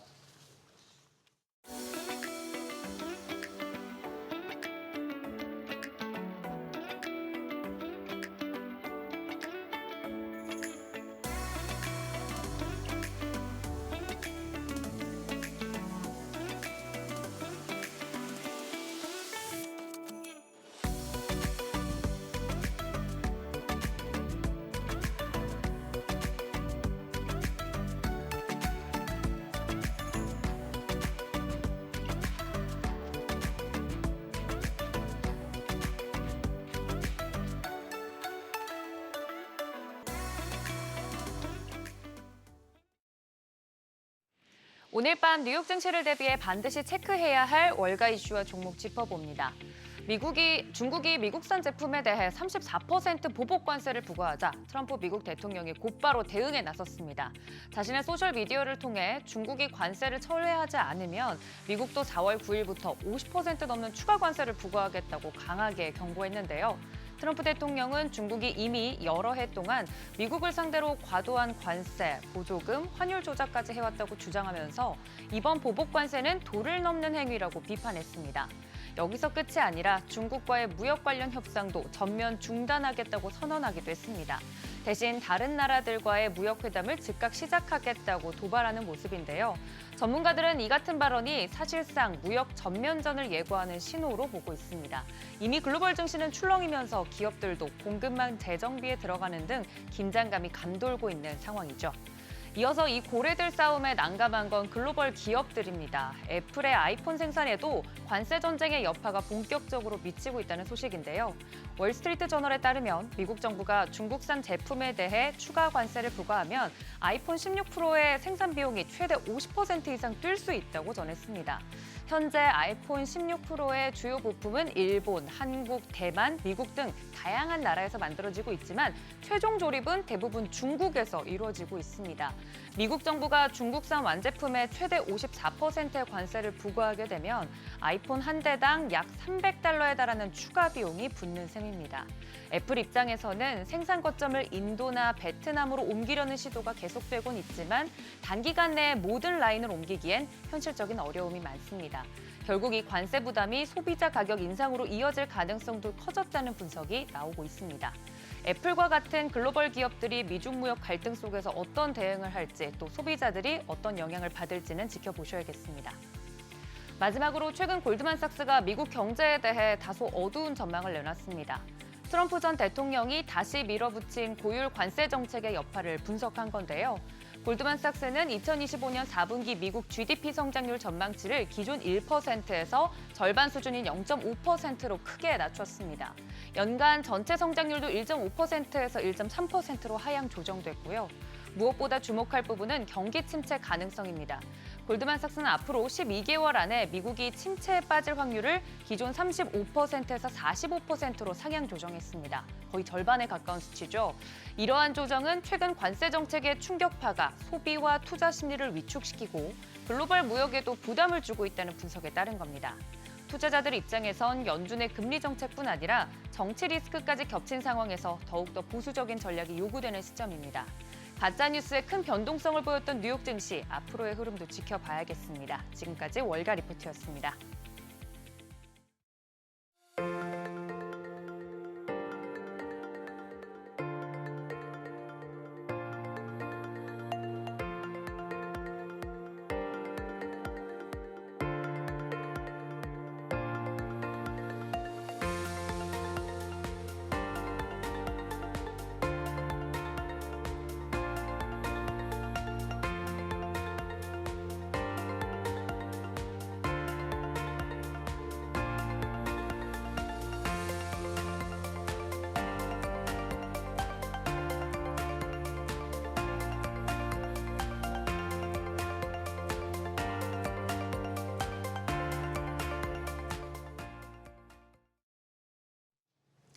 달러원 환율 흐름이 심상치 않습니다. 1,470원을 넘어서면서 16년 만에 지금 최고치 수준이고요. 특히나 트럼프의 관세 정책 이후 원화 가치가 급격하게 낮아지면서 추가 하락에 대한 우려도 좀 커지는 것 같습니다.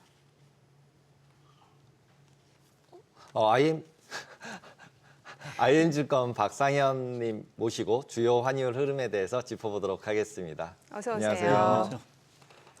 네, 지금 뭐 달러원 환율 보니까 지금 원화 가치가 급격하게 좀 하락하고 있는 상황인데 특히나 이게 트럼프의 관세 정책 발표 이후 지금 그 추세가 좀 심해지고 있는 거죠. 뭐 추세가 심해졌다라고 보기도 조금 애매한 부분들이요. 사실 뭐 저희가 아시겠지만 그 헌재 탄핵 결정 이전까지 보게 되면 원화가 사실 나홀로 약세 흐름을 좀 보이다가 금요일 날 이제 탄핵 결정이 나고 큰 폭으로 떨어져. 것이 이제 월요일 날 이제 미국 장이라든지 이제 달러 뭐 여러 가지 이제 경기 침체 우려 이런 것들 때문에 다시 한번 급등을 하면서 말씀하신 대로 뭐 글로벌 금융 이후 처음으로 또 다시 1,470원 그러게요. 수준까지 사실 올라간 부분들인 것 같습니다.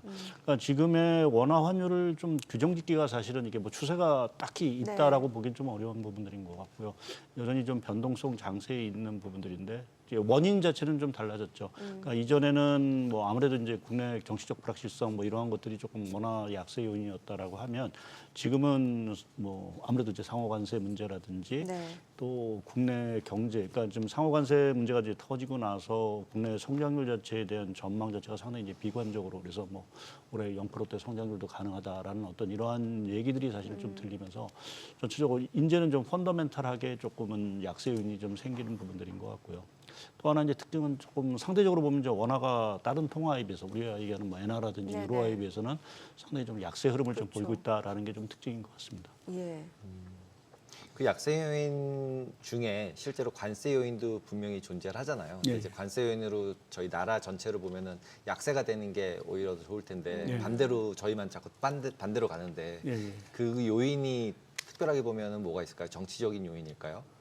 뭐 지금 원화 환율에는 사실 좀 복합적인 부분들이 많이 좀 네. 이제 작용을 하고 있는 것 같습니다. 뭐 정치적인 문제도 사실은 저희가 뭐 탄핵 결정이 났긴 했지만 사실은 지금 저희가 중요한 시기, 그러니까 어떻게 보면은 지금 트럼프 대통령 뭐 어저께 베센트 장관 얘기면 50개국이 뭐 줄 서서 지금 협상을 하기 기다린다라는 얘기를 하고 있는데 우리 입장에서 보면 이제 컨트롤 타워 자체가 아무래도 60일 동안 이제 부재하다 보니까 이제 협상력에 과연 이제 있겠느냐라는 어떤 우려감도 있을 거고요. 또 정부가 이제 내수 경기 부양을 사실은 해야 되는데 이것도 정치적인 문제 때문에 사실 지연될 수 있다라고 하면 국내 말씀드린 대로 경제 어떤 펀더멘탈, 그러니까 원화 가치를 결정하는 가장 큰 펀더멘탈 자체가 흔들리고 있다라는 부분에서 이제 원화 가치 흐름을 좀 결정하는 부분들인 것 같고요. 거기에 이제 주변에 뭐 N은 사실은 좀 강세이긴 하지만 위안화 네. 같은 경우는 지금 다시. 또 예, 그 미중 갈등 차원에서 또 관세를 어떻게 보면 상쇄할 수 있는 좋은 카드이기 때문에 중국은 더 위안화를 또 약세할 수도 있다라는 우려감도 사실은 원화 가치에 조금 더 약세 연결된 것 같고요. 근데 또 한편에서 보면 이제 4월달에 지금 뭐 발표가 될지 모르겠지만 통상적으로 보면 이제 재무부에서 환율 보고서가 이제 나오게 되는데.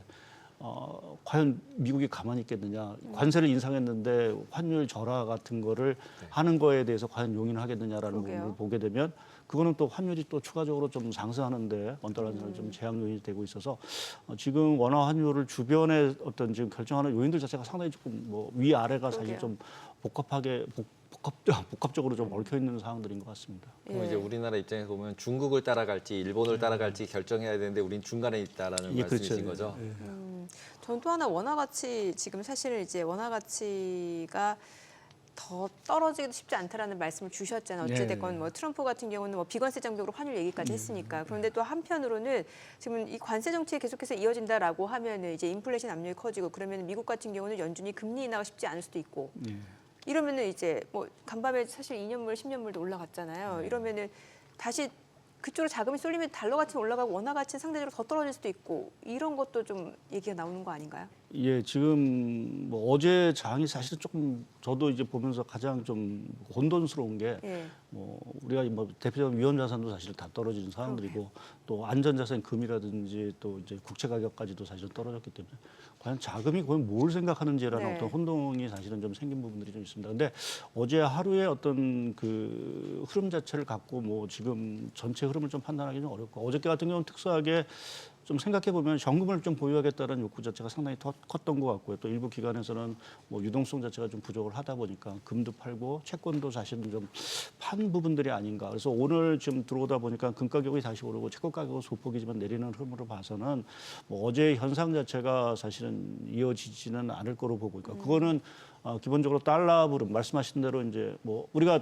달러를 얘기할 때 항상 스마일을 얘기하죠. 미국 네, 경기가 항상 네. 좋을 때 달러 강세고 또 극단적으로 뭐 세계 경기랑 미국 경기가 안 좋을 때 이제 강세인데 지금은 그 안 좋은 부분으로 다가가는 데까지는 아직은 좀 그 상황까지는 아니다라고 좀 판단을 하게 되면 저는 개인적으로는 조금 달러 흐름에 있어서는 강세보다는 좀 약세 쪽을 사실은 좀 보는 게 맞지 않을까. 그거는 여하튼 미국 경기가 일단 다른 나라에 비해서 이 관세 상호 관세 충격에 일차적으로 좀 충격을 좀 받고 있는 상황들이어서 이제 그렇게 보면 조금은 이제 달러 흐름에 또 뭐 지금 계속 얘기되고 있는 다음 카드가 트럼프 대통령이 뭘까라고 생각해 보면 저는 환율 카드를 결국 쓸 거다라는 좀 생각을 하고 있어서 저는 달러 쪽에는 조금 약세 쪽의 흐름이 좀 이어지지 않을까 좀 보고 있습니다. 약달러 쪽을 선호하니까 예, 트럼프는. 네. 실질적으로 지금 원화 같은 경우 보시면 예. 밴드를 놓고 그냥 위아래로 움직이고 있잖아요. 예, 예. 그러니까 이제 위로 갈 때는 70원에서 뭐 개입도 나오는 것 같기도 하고 예. 이런 느낌이 있는데 반해서 이제 바닥 쪽은 한 30원, 20원 예. 이렇게 해서 계속 박스권을 형성하고 있는데 예. 이게 이제 아까 말씀해 주신 것 같이 중국을 따라갈지 일본을 따라갈지 모르는 상태에다가 또 이제 컨트롤 타워도 없는 상태다 보니까 박스권으로 움직이고 있는데 여기서 이제 밴드가 탁 뚫리면 예, 예. 이제 어느 한 방향으로 갈 거잖아요. 예, 예. 이제 그렇게 됐을 때 지금 말씀하신 것처럼 이제 약간 약세 쪽으로 보신다라고 말씀을 하셨고 그게 이제 어떻게 보면은 이제 금리 차 부분으로 보면은 미국 같은 경우는 이제 금리를 내린다 안 내린다 자체도 변동성이 되게 커졌고 우리나라는 오히려 금리를 이제 좀 내리는 쪽으로 거의 포커스가 돼 있잖아요. 예, 예. 그러면은 이 두 가지 옌캐리 트레이드 얘기 나오는 것처럼 우리나라랑 미국이랑 금리차 부분을 가지고서 생각을 해보면 어떤 임팩트가 있을까요? 미국이 안 내린다, 내린다 두 가지 경우가 있을 수 있잖아요. 예, 뭐 미국이 안 내리는 경우는 결국은 이제 물가 때문에 안 내리고, 내리겠죠. 예, 안 내리는 부분들이 있고 그렇게 되면 당연히 그거는 금리 스프레드 자체가 사실은 벌어진다. 예, 당연히 달러 쪽의 강세. 왜냐하면 뭐 금리를 안 내리는 것뿐만 아니라 연준이 정말 금리를 인상할 수도 있는 가능성 자체가 커지는 부분들이기 때문에 그렇게 보면 이제 달러가 강세로 갈 수밖에 없겠죠. 근데 지금 뭐 그 상황까지 저희가 생각해놓고 뭐 하기에는 조금 아직은 이르고. 뭐, 예, 좀 이러고 뭐 4, 5월, 그러니까 저희가 봤을 때는 한 5월, 6월 정도 이제 정말 수입 물가가 어떻게 되는지 뭐 이러한 것들을 좀 확인한 이후에나 사실 가능한 부분들이고 지금 당장에서는 미국이 물론 이제 연준이 뭐 요번 과거처럼 뭐 최후의 보루자처럼 다시 등장할 것 같지는 않긴 하지만 그럼에도 불구하고 이제 금리 자체는 뭐 여하튼 조금 더 미국 국채 금리 기준으로 보게 되면 떨어지지 않을까라는 좀 생각을 하고 있고요. 그렇게 보면 한미 간의 금리 스프레드 자체가 더 벌어지지는 않을 거예요. 같이 않을 거로, 동조화돼서 같이 내려가고 비슷하게 있다. 갈 수 있는 부분들이 있어서 그렇게 보면 그 금리 스프레드 자체가 뭐 원화 가치에 그렇게 큰 영향을 미치지는 않을 거로 좀 보고 있습니다. 왜 달론 환율 1,400원대 진입했을 때 한참 뉴노멀이라는 얘기 많았잖아요. 네, 예. 그러면은 개인적으로 보시기에 달론 환율 밴드는 어느 정도로 보시는 거예요? 이게 원화가 다른 통화국 대비로 너무 지금 가치가 상대적으로 좀 낮잖아요. 네, 사실 뭐 낮다라는 어떤 표현, 뭐 저도 사실은 이제 1,400원이 누노말이냐에 대해서 이렇게 처음에는 사실 이렇게 인정을 좀 안 하던 어떤 네, 상황들이었는데, 이제 작년 올해 우리나라 이제 경제, 뭐 주식시장도 마찬가지지만 경제 상황을 보게 되면 상대적으로 보면 상당히 좀 경제의 어떤 펀더멘탈이 갈수록 조금 약화되는 부분들의 느낌을 사실 좀 받을 수밖에 없습니다. 그러니까 뭐 성장률도 성장률이지만 지금 우리 어떤 성장을 동력을 이제 견인할 수 있는 힘들 자체, 뭐 제조업도 마찬가지고 수출도 마찬가지고 일부 산업, 일부 업종에 사실은 제한졌다라는 부분에서 보게 되면 원화 가치 자체가 그렇게 좀 강세적으로 가기가 어려운 부분들이고 또 하나 이제 우리가 지금 계속 얘기되고 이제 내수 경기 부분 자체가 네. 뭐 갈수록 상황 자체는 더 악화되고 있다라는 측면에서 보게 되면 뭐 인정하지는 어렵긴 하지만 그래도 1,400원대 그 원화 가치 자체가 그렇게 뭐 과대하게 지금 환율이 뭐 적정 수준에 비해서 높다라고 보기는 사실은 조금 어려운 부분들인 것 같고요. 그래서 당분간은 뭐 환율 밴드 아까 말씀하신 대로 한 1,400 초반대에서 뭐 1,500원까지는 좀 보지는 않고 한 1,480원 보고 있는 상황들인데 다만 이제 관세 리스크라든지 또 말씀드린 대로 뭐 트럼프 대통령이 뭐 정말 뭐 환율 카드를 쓸지는 잘 모르긴 하겠지만 그러한 어떤 흐름이 나온다라고 하면 그때 가서는 좀 1,300원대 쪽으로 좀 방향을 좀 트는 이러한 모습이 좀 나오지 않을까 좀 생각을 하고 있습니다. 그러니까 보통 저희가 이제 수출 드리븐돼 있는 국가잖아요. 예, 예. 그래서 수출을 해서 돈을 받아서 이제 가져 들어와서 환전을 하면서 원화가 이제 약세가 돼야 강세가 돼야 되는 건데 예.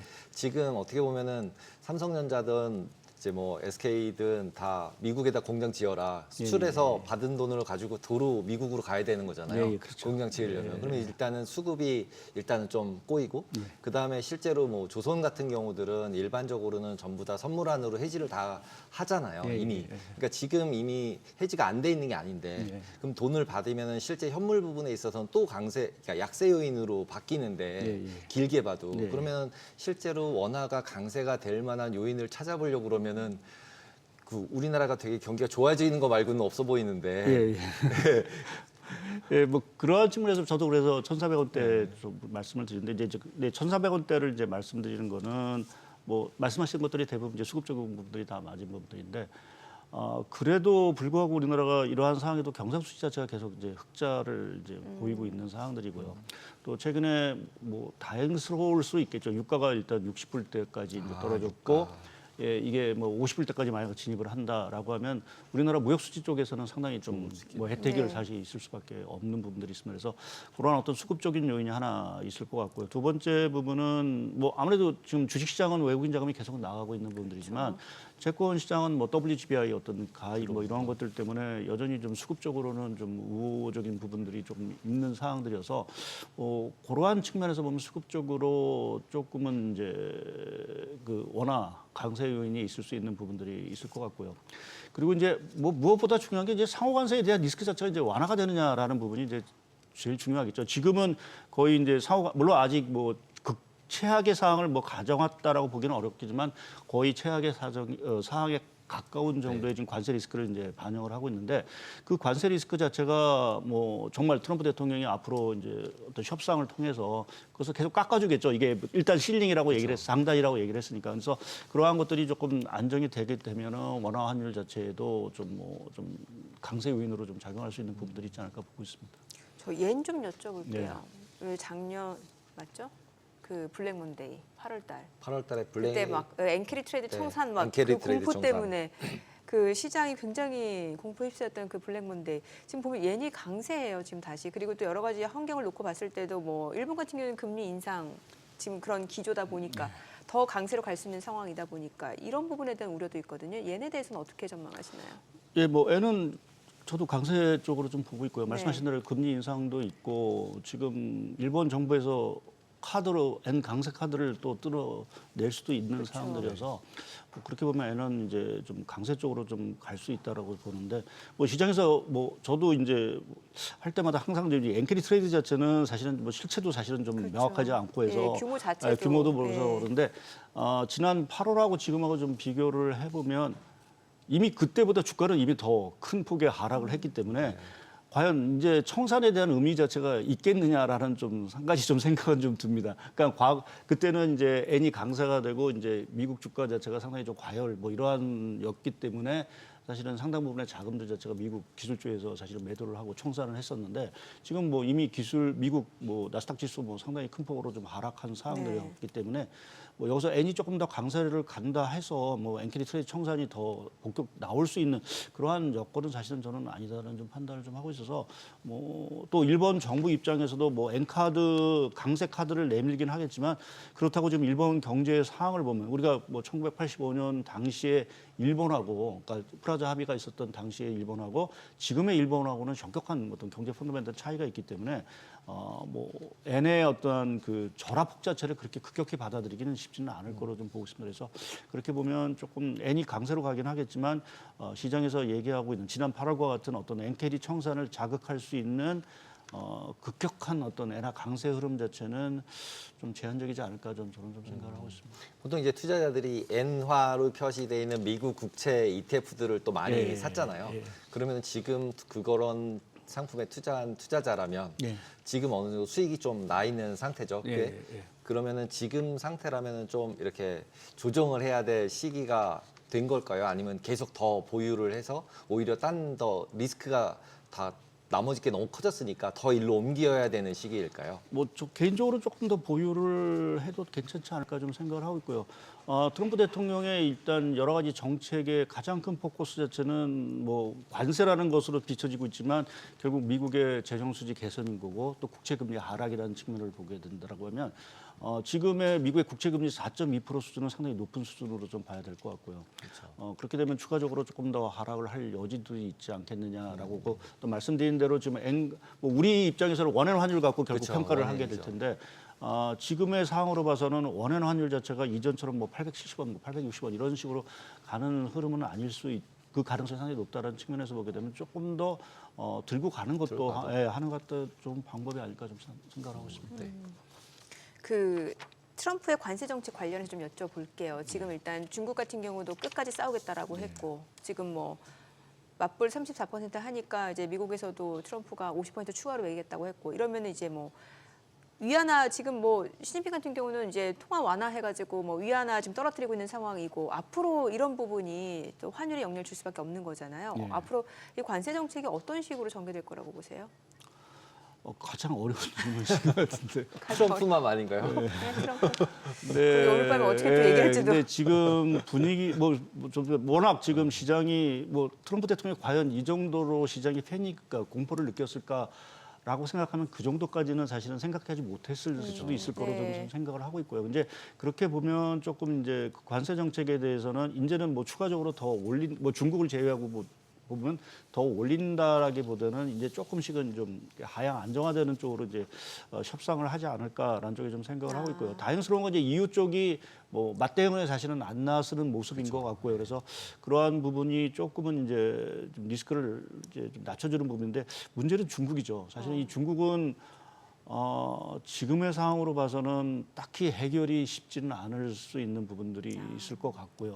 그러니까 중국 입장에서 보면은 버티면 된다는 생각이 있을 것 같습니다. 그러니까 네. 트럼프 대통령이 지금 4년의 임기지만 사실 내년 중간 선거를 앞두고 지금 이 정책을 계속 고수하기는 사실은 어렵다라고 생각하면 최소한 1년 정도만 버틴다라고 하면 본인들은 승산이 있다라고 그러게요. 생각할 수도 있는 부분들이어서 이제 중국은 뭐 상당히 좀 맞대응의 카드를 좀 내놓을 수 있고 특히 이제 중국 입장에서 이전 2017년, 18년과 다른 거는 그때는 미국 비중, 수출 비중이 너무 높았지만 네. 지금은 대부분 미중 수출 비중이 상대적으로 떨어졌고 대부분의 수출을 이머징 쪽에서 사실은 하기 때문에 자기들은 이제 저가로 더 이머징 쪽으로 밀어낸다라면 되는 생각이 있을 겁니다. 그래서 그러한 부분을 생각해 보면 뭐 맞대응을 할 수도 있는 카드가 있을 것 같고 더구나 지금 국채와 관련돼서도 지금 앞으로 더 중국도 카드가 많다라고 생각하는 게 그럼 미국채를 갖다 더 내다 팔 수도 있는 부분. 그러니까 가장 미국의 아킬레스건으로 생각하고 있는 부분을 계속 건드릴 수 있다라고 보면